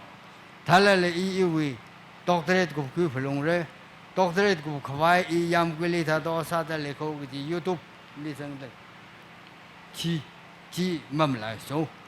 a sing ra hi practice sam re si tang ko wi ngui hai le a yar wi ho kha a khi ni shep si le ho kha shep si ba le po khu li ka ji da da ka sa ji ka de wi thong mi yang khangai ma tel ni xia de ki ka tam li ka mi bang a ri I thong mi NDNB BYF wi youth secretary our committee being acha hiwi program ka assembly ngning mi ga hai aru chief case dong yang gala hall show me ameg phong kan jinga wa nga program hili sang ta khle psycho li la ringa phaning ga shi phong sok ta le jiwang rali ni shi ga tong a tra sum sa lu ge I sia tam hi ra ba kai ni I la tam sang sang de ko na phong yang je phong sin ni la ngai le da chi ko ma khai le ko sab re be ga da no tum jim bom ngai le sin ni ma khai da ra da le a kham ma khai ma tu ai ka chi ko ma khai ya da wo jong ninh xì mình phải đi nào ho rồi đi rồi sau này nó dâng khai này đi thùng mà khởi nào ở đây giống đi na xong phơi giờ ra mà ăn da tất cả mấy chỗ cái nó thùng li hi ra thế li church cái trong cái mà ra này mà ra mình này cái nó mang ra thả lên là mi hiya cái dịp cái bài mình này đi thùng đừng đi là cái nó thả tới giaoron là cái cái chi cha làm quen là phải là phục bé tiếng phong là cái hâm là phong ấy Pedro Max chỉ chẳng ấy không phải là cái cháu cái cặp là cái chi cháu cái phong là cái hâm bị khá vai khi cái sao này balloon thà đó pilo là khi cái plastic cái sang ở vai mali sang ai là cái chỉ khăm quy sai cái to mà là mà lo rồi mà đó thiên là khăm quy sai là cái sao ta tâm phần những ông nó thùng ma thằng khá li tra khá li sa cái hai nó thùng ma thằng Ramaman cái gì yang là cái Kari nó phụng ra misal cái gì yang cái chân bị hia cái gì cái à cha là cái thùng nó phải nó sát ta lên là cả association ở khu vực conference bị hia không mấy local người sang sân là cái mình lấy cái tiêu cái chung mấy đấy hall là hi đi sa mà đó hall kia là sa thiên sát quy là cái mà tăng thiên ở phòng ấy là sao phi này hall kia là sa stage người si cái này ngay là cái người si chỉ khóc san tít hay là cái mà si mà dân không phải sa cái sa tâm mùi yar khóc đó ở bên nó thùng lịch không so tâm mùi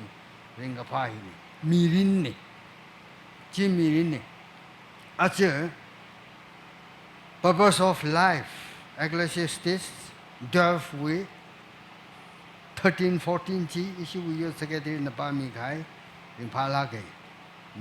thang te chong chung ma ba lu ke ma thang rama man re mirin wi kharin mirin hi khi sa bai kha bai khi purpose na sam mi khala re rana ka sam wi purpose le awi kharin le mirin hi in a life it we mirin we mirin giao the ta English le self life or self life and self in the ring the khale hi khala da khale na ring da khale ji na la na ga ji na kharing ne ki ba kham ning lu mani na ne kale ji na we self na khala da ne ne ring da khale khala da khale khani ni hi ngai jai khani hi we li akhalu sa khale da akhaji ngoyo khale da maning ka ji siman khale da akhashi man ore life siman khale da self siman self ji siman khale da life siman giji khale da in giji siman khale da iwi mirin siman iwi mirin siman khale da giji ji la jili siman hawa giji hi Peterson na kahang dan life mirin ji khang te mning ne na kala na wi kharing ji mirin jana mirin hi kasa khaba re rana e thomle ka song lagan mi gai tak madela gan mi ga hai khajili nali she ga ko da kha par mi gai le re rana shem tang ho nali ka song lagan perfect ne a ta de shem gai ne sa yu va no yo ka to nga ko gai wa na nali ju me ili ju me hak me de shem gai ne physically perfect sal ke shem gai ne kha weakness a gai mi kha ba khi gale ji ga za no we li perfect sa gai perfection ji li ma wa shong khang sak ma wa pai khang sak akha pa ji ba na ga za re no we phasa yu phasa hi illness hi phasa li tap sang mi gai ni ji khiu wang la khiu wang tap sang mi gai gla je ka ji ba ji vri ra le mam lai kha bai ka sem ji na repair sa mi shon kari workshop li kha ba tha da bong se mal ga shoy ka workshop li repairing wang kha ba tha da mi ko mo li perfect sa la ga na ka shong la ga ni ki ka ma ba ng sa ga sem mi hai re ji la la ya ko ko la ko ko na la ka ga sa tam rang sa cái sa đâm chỉ là khi chỉ thấy học là chỉ có nó cái là đó nó với self nó cái là đó với mirin cái là nó cái gì bài này cái là tấm mà xem khơi bài mà đó cái xem mà ác ba chỉ là vậy khi vắng repairing sa đấy chỉ có nó cái啥đó cái là chỉ ra cái sao cái chỉ mirin này chứ nó the self cái là đó or the I English li yong cái gì ba gì ring khá vai sami khai ba gì nali thi khá vai na atang sa cái nali thi khá vai na tang Genesis cái bị sang 7 we 21 ba kha chỉ the self ji the I ne đúng khởi đó cái gì khởi đó cái gì này cái là cái gì chính là riêng sắc đó khởi này riêng sắc đó khởi gì tăng khởi nali cái thi hai mình cái chỉ mình có mồ mình cho nên mình có mồ hi cá sông lắc cái nào thằng hàng ấy xem mình cái hai này ภาษาในมังลายูนิฟายซาลกะงาสิลักกันเนี่ยงาสิติดลกะอัคลาขลามังยังเข้าไปมาจกใจเข้าไปสมิกให้มีรินจีนั่นน่ะอินาอารีริงดักเลยมีรินนี่ท่าละละยูนิฟายภาษาในมังลาฮีงาสิติดลกะร้องติดลกะคันนี้จาละกันจะชาละละนวีมีรินจีลีอีวีมีรินจีลีทรีดันซาดกเลยกษีบรมชงดกเลยจีงาทั้งหายงาเลยกทีจีเลยเดลกทีจีมังอาลีเลยเดลมีเรนวมังอาลีขี้เลยก็เลยจะก็กทีเลยกทีจีไอ้ทุ่มวยมีเรนวยชงซาเลยงาสิบลักกันซากหายงาเลยนะเราขับสุยจีจะกันงาสิบซาเลยละจีน่ะคันนี้วยภาษาในมังลาวยคาริงคารักลีจีน่ะเชื่อกูชนตะขเลยจีที่ก็เลยจะก็เรียบลิงนายขังสักนี่เจ้าน่ะมีกุโมวิคาริงคารักลีมีกุโมวิคาริงวิชงซานิงรินจิลีคารมจะชนตะขเลยจีกะทีนั่นเองกะทีละนั่นออดสาธาตาอินาโรสาธาตาอาจจะ Indian Bay we Youth Fellowship, churches being we youth being. Yakang ngajibda, osa kawai da. Ito mo youth secretary na maning aka. Ito mo youth executive members being na machokda le la ka. Katiji le yang man osa da le. Kati le osa da le. Chana na le kati na rang panchap. Ili la kati na rang panchap. Jibi. Jana karing mirina na kati hi thang ji da wi rai ne. Na nei na balai ka hai ne. Thang ji da rai sa pam da khale hi ki kala je kha na wi karinga na kati ji rai ngar da le hi kati hi o ko thui wi ga them thang ga me ping na pha ka shok ne. Orders the manly moral quality of life. Chikikla jeka, modest manly, miaka na moral, at maram, mashunglagan walk to jeka, chui quality makun chikikla jeka, relationship with God. Very rarely can shiklaga karing hini. Chi orders the man with moral quality of life. Orders the manly, kibaka, chok chai jimalemane. Orders the man with me being Tan Morin a chip lucky, very rally. She sung eh, Jivan very rally Mamalai Kavai, very ra, itumli, Kasa Kava very ra, a lucky, run a tongue comyane, hui comyane, Kavali like a pilo, Kungli later than a sack of the third low, Panteli like a behind come on way, Postly like a behind very ra, like Sakava, very ranagati. Kangashiki, Migumo, Mamalai Kavai, Migumo, Malaya the Mores high by Shine, Jana, Nitadang at Atadlo, Kangu, Kaveli like a pilo, Panteli like a pifungo. Come on with Postly, Pakralila, the Bihilo, Harsani like a Bihilo, the Odos the Mena, Atomui, moral quality of life, tea, Rally Jack, Kasakta, Mashik Sakta Legaji, he. Atomna rarely mirin purpose chi take a second. Mirin we karin Kivang mirinda oktuli rakala jaka rarely lishilo love ko rarely like shimninka kikang tem lem. January run and the lily she gijina nagateji Nali run a leg she offers a haiti Nala. No we legacy. You live the run here legacy. No wing so no can daily offer salo. Deuteronomic bigisang taruk we pangan.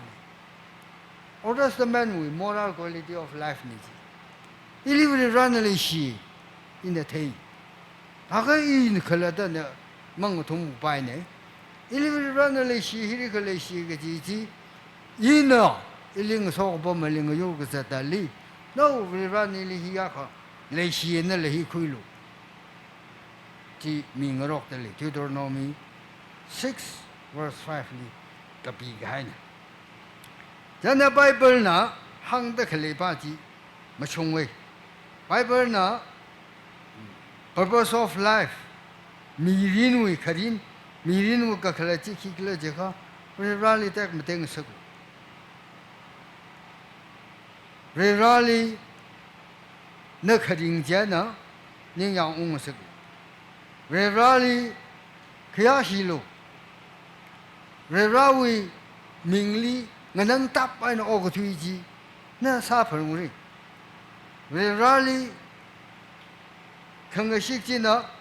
มาทีลุยกี่จีมีรินสัมพันธ์กันสักเกเรื่องราวนี้ขังกสิกจีนะที่สัมพันธ์กันแล้วจะค่ะ resurrection เรื่องลุยชิดเลยเรื่องลุยชิดก็จีจีขี้วางกันแล้วจะค่ะ eternal life ก็ต้องมาขังว่ามีรินสัมพันธ์เลยน่ะธรรมะแห่งลักไอ้น่ะออกที่ไปขายเนี่ยน่ะไม่ใช่มันลักมาเลยก็จีมีรินวิก็ขลัดเนี่ยก็จีไปบนน่ะหังขายเนี่ยเจ้าน่ะเรื่องไอ้ตรงนิวเตสต์แมนนี่วะขมชงวะมีรินวิขรินจีวะที่สุคริสต์ลีอังยุงสุขุลกะเริงตะขเลยที่ไอ้ตรงนี้ว่าเรื่องนอบิงวิมีรินนี่เจ้าน่ะอะไรนักขลัดอีกขลัดลีหันกงว่าทั้งไอ้ตรงนี้มาดูมีแค่นี้นักเที่ยวไม่สนใจ purpose of life น่าฮิลีอีฮิลีเลยดักเลยเราหนิ่งรินจิคีนั่นเลยเท่ขังสักป้าวะเวลาเนี่ยมีอะไรบริกิฟมีตาเลนมีกายเลยตาเลนจีริโกกนาสาลนั่นเลยเวลาเนี่ยขีตาเลนมีขละริโกกนาสาลน้องจีขละตันริโกเทเรอีลาซาเทอีขรจานหังเทอีเสียซาเทอีตุยมาตุยเทอีว่าอาร์ติสต์เนี่ยอีว่าคอมเมดี้เนี่ยโอ้อีว่าไซน์ติสต์เนี่ยอีว่าสคูลอาจารย์น้องสิน้องเลือกที่ชดซาเทก็จีขลัดริโกกนาสาลริโกกนาสก็ซาที่มังไงนะคิชองสักเรื่องจะกันนั่งยูก็จะได้อาลีน้าวิตาเลนเจนหองสักลูน้าวิตาเลนเจนริงพังสักลูอาลาวิตาเลนพักวิรนุทำได้ไหมนั่นลีอิลีมีใครตาเลนจีอีกแล้วนั่นนี่ก็น่าสักอีกแล้วนั่นมาจุดกระชับจียิ่งอีทุ่มมีก็มองวิมีเรื่องวิ purpose นี่จิมนิ่งละคิดแล้วก็จีอีเลี้ยตาเลนมาเล่มเนี่ยก็จีตาแต่เล็กให้จีเรื่องราวมีใครตาเลนจีมีเรื่องวิ purpose นั่นก็แล้วนั่นจีฟูกให้นี่อีทุ่มมือเลยจีก็ท่าตราขเลยก็แล้วแต่จีฟูกให้อะตราขเลยมีนั่นเลยจีฟูมีให้เลยมีนั่นเลยจีฟูมีให้เลยจีคิดกันนี่อีทุ่มน่ะเมื่อสันหาวดะก็ละนักขลัดอีกขลัดมีเรื่องว่าก็ขลัดมักกะเทไทยเลยละก็จีบ้าขลัดจีนักขลัดอีกขลัดน่ะมาพาโชขลัดจูบ้าจีท่าตาชิมันใครก็จงว่าขลัดนี่ purpose gift จีขลัดมาพาคุยเรื่องเขาrecognize มาสาระเขาน้าวิลีอีวิลีขังกันนักขลัดใครนี่เจ้าน่ะอีทุมาบวลีตาเลนมีกายอีทุมาบวลี purpose เลลักันนี่โจราใครจีรีโกกนาสังรอใครเขามีก็มองมีเรื่องพาลักเรื่องสิโอ้ที่ว่าจะวุ่นก็สังอินเนี่ย science and technology ยากเลยเรื่องสังกายฮีก็ที่เจ้าวิตาเลนที่สุดก็ที่เจ้าน่ะพาคุยแต่ company น่ะยาเขาสะสมให้อดก็ต้องไงอาจารย์ไปลากันนะไปลากันออกที่ communication นั่นหลังด้าสามีงรกด้าพี่อารุยราชิลีภาษาตระการสายเจ้าค่ะน่าราชิลีมาบ้านเนี่ย post office ลีมาบ้านละนั่งวิฟอนไว้นั่นน่ะนั่งวิแปลงลีเลยแต่ก็ภาษาเที่ยวก็จีละกับสังมีการด้วยว่าสังใคร science and technology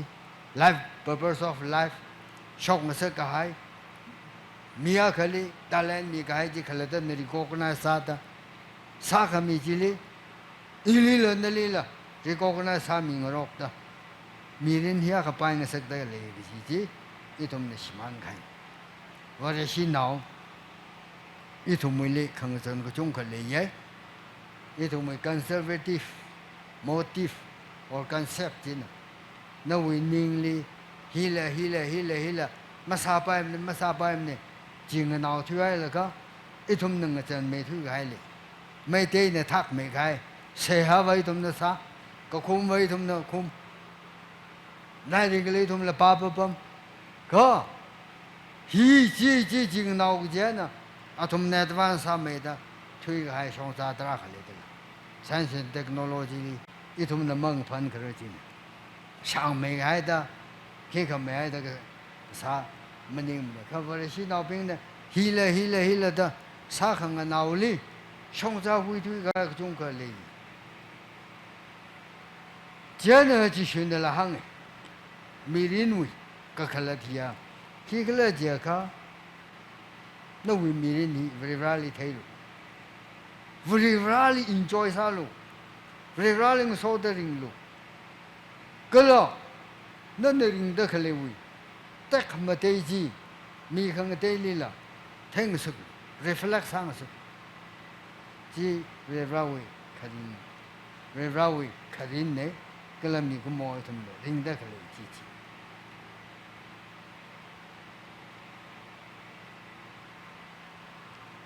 Itumli Tang Jida Yarong Lapping Tang Jide Tumli Reubam Sonson Gaji Akali More in a Reubam Sonson the Lay Itumli Ili More in a Kareo liver Nelly more in a Kareo Hakme Jumbe You'd lively Legsia in Aura and then be we Yar Koka, Kalala Kokangara, and the end be Ya Kaleda Kale. Shanoma now. Yaka like them Kuelaga, Zata Kale. Yaka like them Zatmaman the Leda Kale. Yaka come day. Program is Zata Kale, Yaron Mala, not whom later Lelaka, and the end be with her now king a chick of Ilegala. Manga Jimini. Itum we are dumb nak Teuka. Kiki side the Gotong Maraherne, Youth Conference, Hilichum Mehada Gazipki Giatam, Nakam Makarala Kaleauta, Itum Machung Rela, Gotong Marala, Rag Haina to Muvang, and the NB we, Colonel Pingitum, Ring Palage, Natum, Gatata Yakalelaga, Kivang and the NB, Machirakla. Ka and then be in the Kangachia Kale, Nelly Morena, Reopam Sonsoni. Churches Kabisan 13 way, verse 17, China, Pa Ka, Samson Goho, Yarkoga, Israel we champion, Israeli gun Kavai, Ungno Makaleji Taran. Maran lama khaleji tharan, Rai Gabinga lama khaleji tharan, Manua Koho, Mayara, Aina Abrevoli, Vrevrana, Anikani we cutting Karateda, Iwi Vang, Israel with Tana, Kapang Kavai,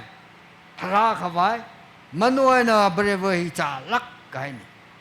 Revraling a Chilak Gaya, Revrali Shitang Tit Gaja, Pareg Herni. Chiu Vangana Manuana Brevoli rounding young Kong Chile Hauta Aparevoli Vrivana No we, no Pomui, Gatar Paregahar with her Kamatang Paregahar with Gagashung Paregahar never rally shit to some Kangachi Telaga Parevogili Virawi Manglan Rang Chanel Nana Now wider, we are now a Ferrari. Jenna, I join our book the Zamamang Bimere. I join our book the Sashi Masai Bimere. I join our book the Mukataragasakazi Masa Bimere. มักเธอระแต่เราไม่มองไปมันเลยทาร์มาแทงลักกันเอาไว้คุยเลยมาใช้พาไปลักมันเลยซาเรก็จีโอจิลมาซาไปมันเลยแต่นิ่งขมีแล้วก็นาวีนาวจีพระก็ให้วิธีลีชัมเลมจีจับมีโลอาคลุยชินีมาลุยเร่ชินีก็มาลุยจิลิปังชับมีเร่อานะอิสราเอลอาขบาสาเรอิสราเอลงตั้งขมีสาเรดาเวลานะจักก็เลยสิทธิ์สักตากับปังคุยกายปะเรกฮาร์อันนี้คนนี้นะนาวจีจีตาตาพระนาวจีพระกายวิธีลีมัดกะทิยันตั้งตาสัมโครมามังไปมันก็มักกะทะระสามไม่ใช่ไปมันเลยสาชุยไม่ใช่ไปมันเลยสาเรกจีไม่ใช่ไปมันเลยจีฮังโลกะทิยันตั้งตาจีตาตอกทุเรศสัมสันเรามามานุตระมีอะไรคำมาท่าเวลานั้นก็ปังขมีนาวสาวเวลานั้นเชมขมีนาวสาวตาทั้งเมหาวปิงปังหาวกะลีบหาวตัวอิสราเอลว่าขวาชากีกจีลีบะอิสราเอลว่าขวาไม่สาเทลุยละฟิลิสไตน์วิลีบาลก็เดลัยลาวีมิกเทคลีอาชิมานาวเดลเดลัยลานักสิเทคมีกายจิลีซัมซันชิมันกาย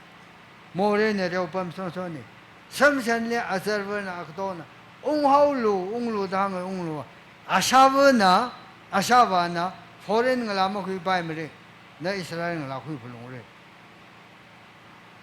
โมเรนเรียวฮาวดาโมเรนขเรียวจิลีซัมซันนะก็เลยตาตรงฮาวแต่ไล่เราไว้ใครสั่งเลยตาตรงเดลแต่ไล่เรานะใครสั่งลาดมีอะไรก็คำคุยสักก็ปังเทลีปิงสักแล้วก็คริสตันสั่งนะลูกก็สมมังโลดก็พระเวนะ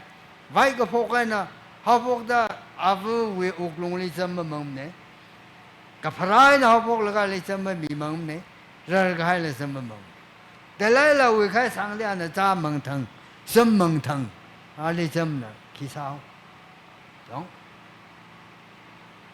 นุ่มดูใครสั่งเลยปีแล้วก็สมขมังเลยสมสันตาตรงเอาเดล่ะขีตาตรงเอาเองทุ่มกายปังชับอีวิปังชับกุยชมลีเลยดห้างชกเมียวเดล่ะโมเรนเร็วเว้ยโมเรนเร็วปั๊มช่องเนี่ยมีก็มวยทุ่มเล็กเชนเอาละโมเรนเร็วปั๊มช่องเดลเขายาร้อนกลาบิงนิ่งสระกิจมีรินโมเรนมรังพันสักลูโมเรนราพังงพันกายวุกจอดนาทีทังหอนกกตาเลยทีทังหอนมกกตามาเลยนวิมังลาลีนวิโมเรจินชูจัดกิจโมเรกจิจิลีงจิเซ purpose of life he โมเรสาวคุยกี่จีโมเรสายกันนิ่งเตะคุยกี่จีจิมนิ่งมันนี่สมสันนี่บริวารน่ะ purpose of life ว่าอิสราเอลวิอาขวาเอางะนั่นสาวคุยอิสราเอลกันขมิ้นนั่นสาวคุยที่นี่อิสราเอลไม่กันมีรถถูกเมื่อโมเรนเรียกปั๊มช่องนี่เดลัยลาเรียกปั๊มช่องนี่เดลัยลาวิข้าสังเลอานาเดลัยลาวิปังชินานะสมมังหาวิสมขมังนาวจินะสมขมังที่ตารันมลิภาวมลิภาดันนิ่งชิมันกายนะอาวิ purpose of life ฮิโคอีกจีจีหังมีอะไรสมสันจิลิเทียวมิรินวิก็ขลัดกะเทียโจเซฟ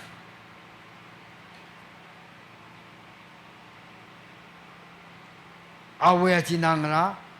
ทารานโยกายเนี่ยทาราก็เลยเบนจามินไม่สั่งมันโจเซฟเลี้ยงจีนังระทารานโยสาวต์ปอติฟาร์เลี้ยงสาวต์เล็กสาบิงนะกรุงแล้วก็ปอติฟาร์เว้ยอัปเดต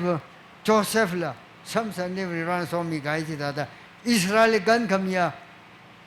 อาขบานันสารุโค อิสราเอลนั่นนึงตั้งคุยรู้กูจะสอกมีกายเขาจะต้องมาเพย์เสก็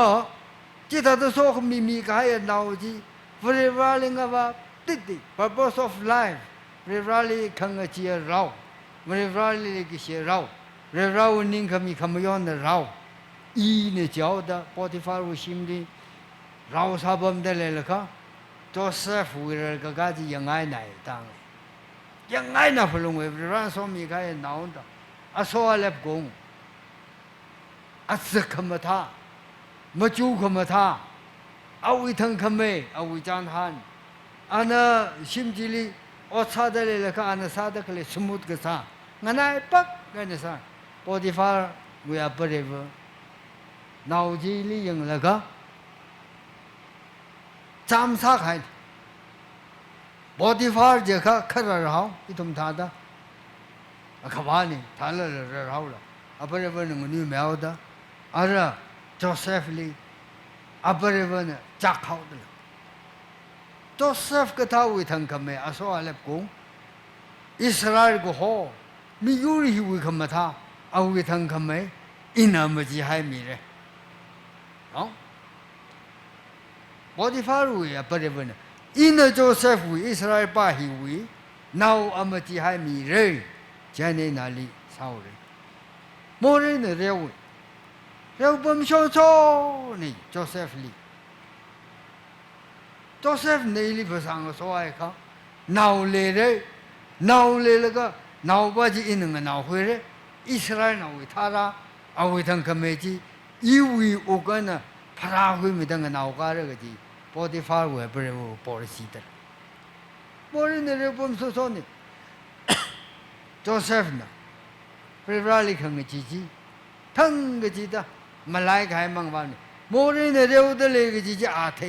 ทก็สักกี่อัปเรเวลียนะขิงหันก็อดก็โต้งไอ้ปอติฟาเนี่ยอีลีอีวุบังโลสังเมียรีเราละสินาละลูปาละก็สักละชุกเกลงเลลชิมละค่ะปะเรเวนลีอีลิมยารามินาอีวุคอนโทรลลิมเลมนาคาราวุนีอีนาวิตงละขวามันนี่มันนะฮังไงเมื่อคำยาวว่าโจเซฟลีพัตอบเลียสังหารนักเชียบิงคาร์จันนี่ช็อกไอ้คาร์จันนี่นาวไม่ยอมบิงนาวลาบบิงโมเรนคาร์เอลลินิงสโลตาตรงไปลักกี้กลียตาตรงนี้ละกัทารันตาตรงไปไหนตาตรงทั้งวิโมเมนต์วิหนึ่งอย่างคงว่างเข้าไปไม่เล่มเลยสมามังโลจำจีวิมังเข้าไปไม่เล่มเลยจ้ะวาลีโลอดที่สมกับพังวิริงเข้าไปไม่เล่มเลยขี้ข้าก็สามีเลยแต่วาสายังโลโมเมนต์จีวิริงเข้าไปไม่เล่มเลยค่ะเชื่อใจสัตย์มีเลยละ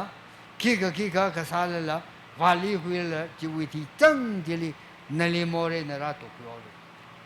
โมเรนราขังกันพิดลีนั่งนิ่งก็ชบุยปงชบมาเลมนี่ยังนิ่งชบุยปงชบมาเลมนี่มีนวช่างไงว่าเทมออฟฟิศก็หักพงเดเลยนออฟฟิเซอร์ก็หักซาเดเลยชิมคำท้าลอกตุยเดเลยจีละไปจิงเรียนมาปีมันนี่จานหางเลยจิงเรียนมาหางเรื่องนี่ชิงมาหางเรื่องลักมาเลยมาเริ่มมาโมเรนเรียกผมชนแล้วก็ตาตรงให้ตาโมเรนองค์ขังกับพิจิตรานเนอีมังนิงการมเลยโมเรน่ะร่างพันนี่มีกุโมเลียกะพาวทามาซาเสร็จ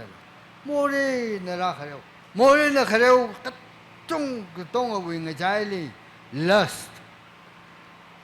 เมียน้องฉันเอาไว้ขมาทางฮิลีนิ่งสับทักลักเองเอาไว้ชงซาทักลักเองก็เราเอาไว้ทางขบังไปไม่เลย lust ขมาทางไว้ทางขบังไปไม่เลยอันนั้นนิ่งเลยชิมันไม่ใช่ไปนิ่งเลยชิมันไม่ใช่ไปน้องละฮิลีนิ่งสับฮิสักไม่ช่วยกันจ้ะ mirin we purposely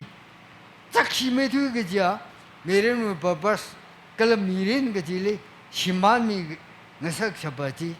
jini samsan thi ga bai mning la ka shiman bai mning la ka som na malip ga hai mang ma jim te las na le to kai ni las na rang phan kai de dong la ka ili ji pi na shu hao da ili ji thang ji ji pi na ra shu hao da ji pi na ra ji pi ma ram ni ma phen lak lo ji pi li ji pi ma rang na tha tham ni li ngai le le na khali ne na we inside ji na khali ne na shung sai da le shung ri da sa le la ji na we las kham thang na ni ji pi ma ra satan ma ram ni ma yao thu ra tha tham ni na mi ya khali yang la ka no khala da mo re sa khu la ka shu nao la mi ya nao ji li yang la ka na mo re sa khu la ka ili ji bi ni shui da ji ning sar ke ji ya ron la bi hi ni sa shoi ka hai ji tha ran ring wa gi ge ji mi rin wo shong sa karan ga le ge ji na chot wa gi ji ka thien ding da chot ki gi ji vì ra mà phiêu mía khác mấy phơi vào lưu cái gì xong ra gì đó không có đây thùng run bay vào lý khuy luôn ya in lý khuy run hao cái đó tập bơi mi san là cái run cái bay đó cái ya run cái là bình nòng ra bình mi rin sắc mấy thuy cái gì mua lên này đâu có bao nhiêu người chạy đi ya run cái là vui cho nó mới ya nào vuiภาษานี่หักไม่ทุยกี่ทีนี่แหละจอดไม่ทุยกี่ทีละจีนฮีจีวีก็จอดไม่เท่ลูกโมเรนเนเราก็บัมจีลีจอดเซฟวิดาดะมันนิ่งชับนี่ยังใกล้ขนาดตัวก็ชีสัมพันธ์กระจายเลยไม่ยากเราไม่ก็ช็อกยังbắt căng xuống mấy năm bắt sọc, gì luôn, tao sẽ phụ ta đấy gì luôn, nên li mua này rau băm đây là cái, cái thùng nín cái gì, mirin we, karin, project cái rana, nên li xem cái we karin gì vậy, mua na, karom ra đây lấy, mà đang phân sức, chỉ nín cái là cái na, yang say cái là những cái là cái nào ringgit gì atam này ốt khởi Nevada bay cái thái rồi cái sang chiết khui bay chót lên là thô khui bay cái xịt gì lùm khui bay cái khả năng cái sao là ngã khui bay khó mori mong ba ta bai lum ni mong yer shok bai lum ni kipa na lang chon ka sabui pang shap ma lem lum ni apong ngatang khui ka ba apong ma khale ji mori jana rivale masoda ringi ki ji kala vrana leishi khami ji sampang ta leishi khami jana ring vaki cái gì ốc thủy rum đó cái này ốc thủy rum thế gì đó NDNB youth nó thùng hiệp cả chứ khi vui vang program committee xem là cái thùng giao thông là bình ốc thủy rum thế khắp vai purpose of life hi thế khắp vai pháp ta khắp vai ta program xem cái hi ung sung khắp vai chứ lý cái gì chịu vang anh chỉ ngay nè chót lên lấy nào ra người tăng khui khắp vai mirin mà sống khui khắp vai sa tham là hàng mi đấy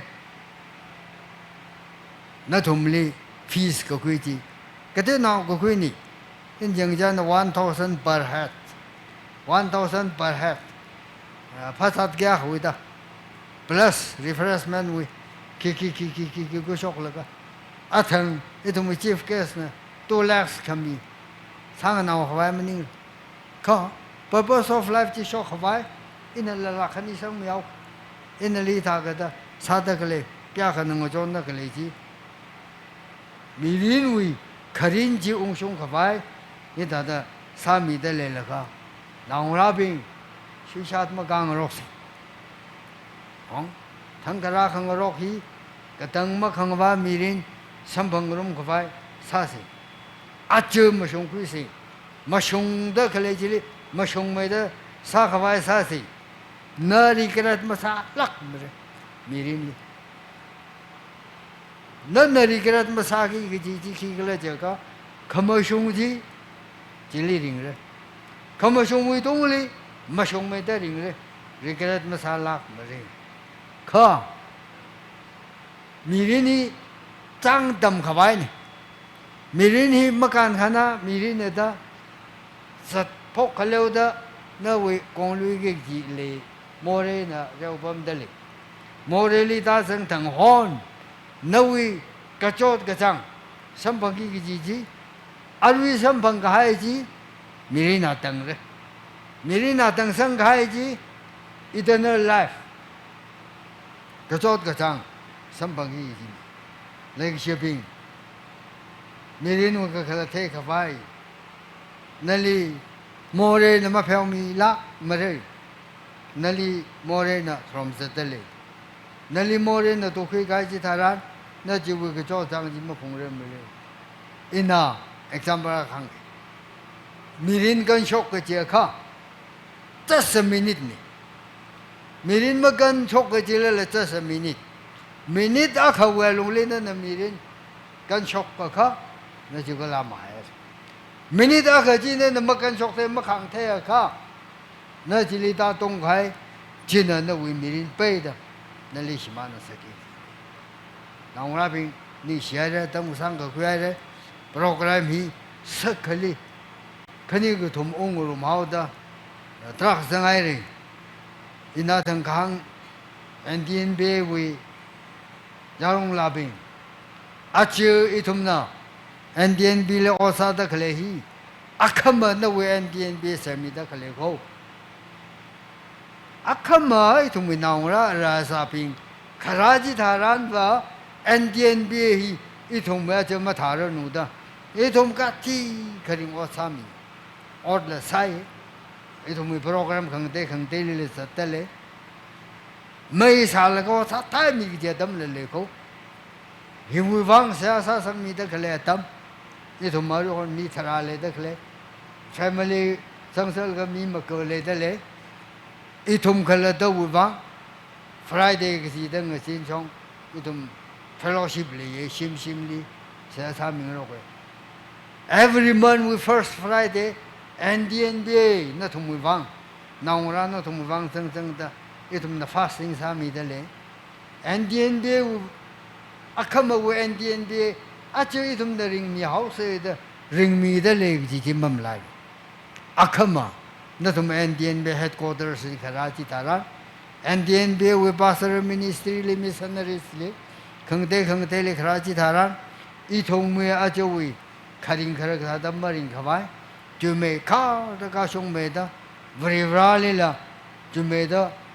odam ga thau sab khawai vrivra wini yang kong la na thong me dong li ta ra nu da I thom na ring da khale hi a jowi purpose of life hi akhama we no we purpose of life and then be we workers na sami da le ji hang la ga tang hao ke ran so mi ra no aka malak tan hai mi lo program ni mi ke chu chu sang da le yong ye pe la tao de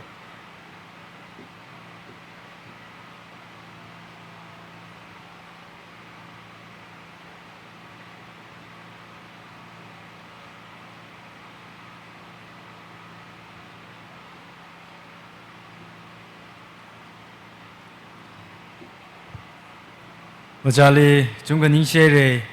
一种，要人个啦一种，女多兵的，没弄长拉个呢，中国咱们的就往人写的我家为 ministry，么阿话没人哦，阿个一种呢，生白没vai，个拉里个 girl number 222，个了个se还 Anderson Ungray Tigan CBC na rakwi mirano ara kupsang mai mek vai tumwe kukuplali ka gel number 222 hi yari ka jong kanang ninga da itum sangrum se laga kukup se ha hi Anderson Ungray Tigan CBC na rakwi mirano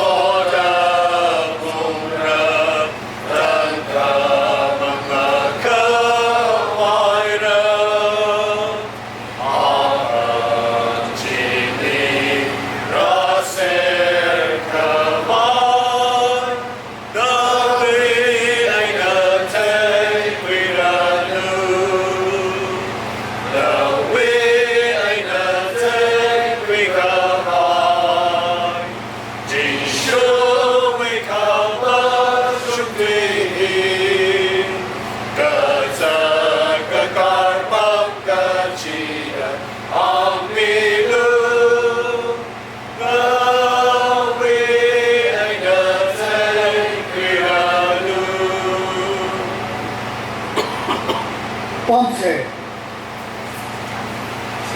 Religiosa se. Ichumi legicia vrivra. NTNBA luramli lediclea. Mayangala site corona. Sports Fellowship. Gam Evangelical Mission Kwika Kawai. Program Kashem Hile Vrivranana. Maya kami mangai na ungsung sakare vrati wangning sig sangkati. Atum na higata kem kui ka hiana. Nuwi sumja kamat tajile เงรสับขวายขมัดตาสงซาจิลีงคุยสับขวายสัมพังสักมิโลเดียทำไซโครนเสียสาตเลคูร้านนคุยมิโลมาตายละกันนะเกมฮิลีสาวากิกจิฮิลีโอกทิวินิงพนินลีอิทุมอกนังลักกี้คิววังไงนะโอกทิวิสิพันจิงโรนเฮียกกะฮบขโนลกะพระราคงขวาลีละมริงพาลักกจิจิวังพระอกนังเอข้าพระรานเลดกจิหันมังไงนะนั่นธรรมทิงมีให้ด้านั่นจิข้ามีให้ด้าเกมฮิมัตตาละกันคุยกะขวาย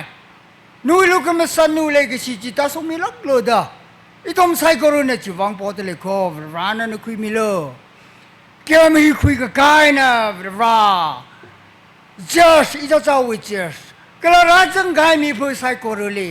โอกุทิวีใจดากไปโอกุทิวีโอขนังกับไป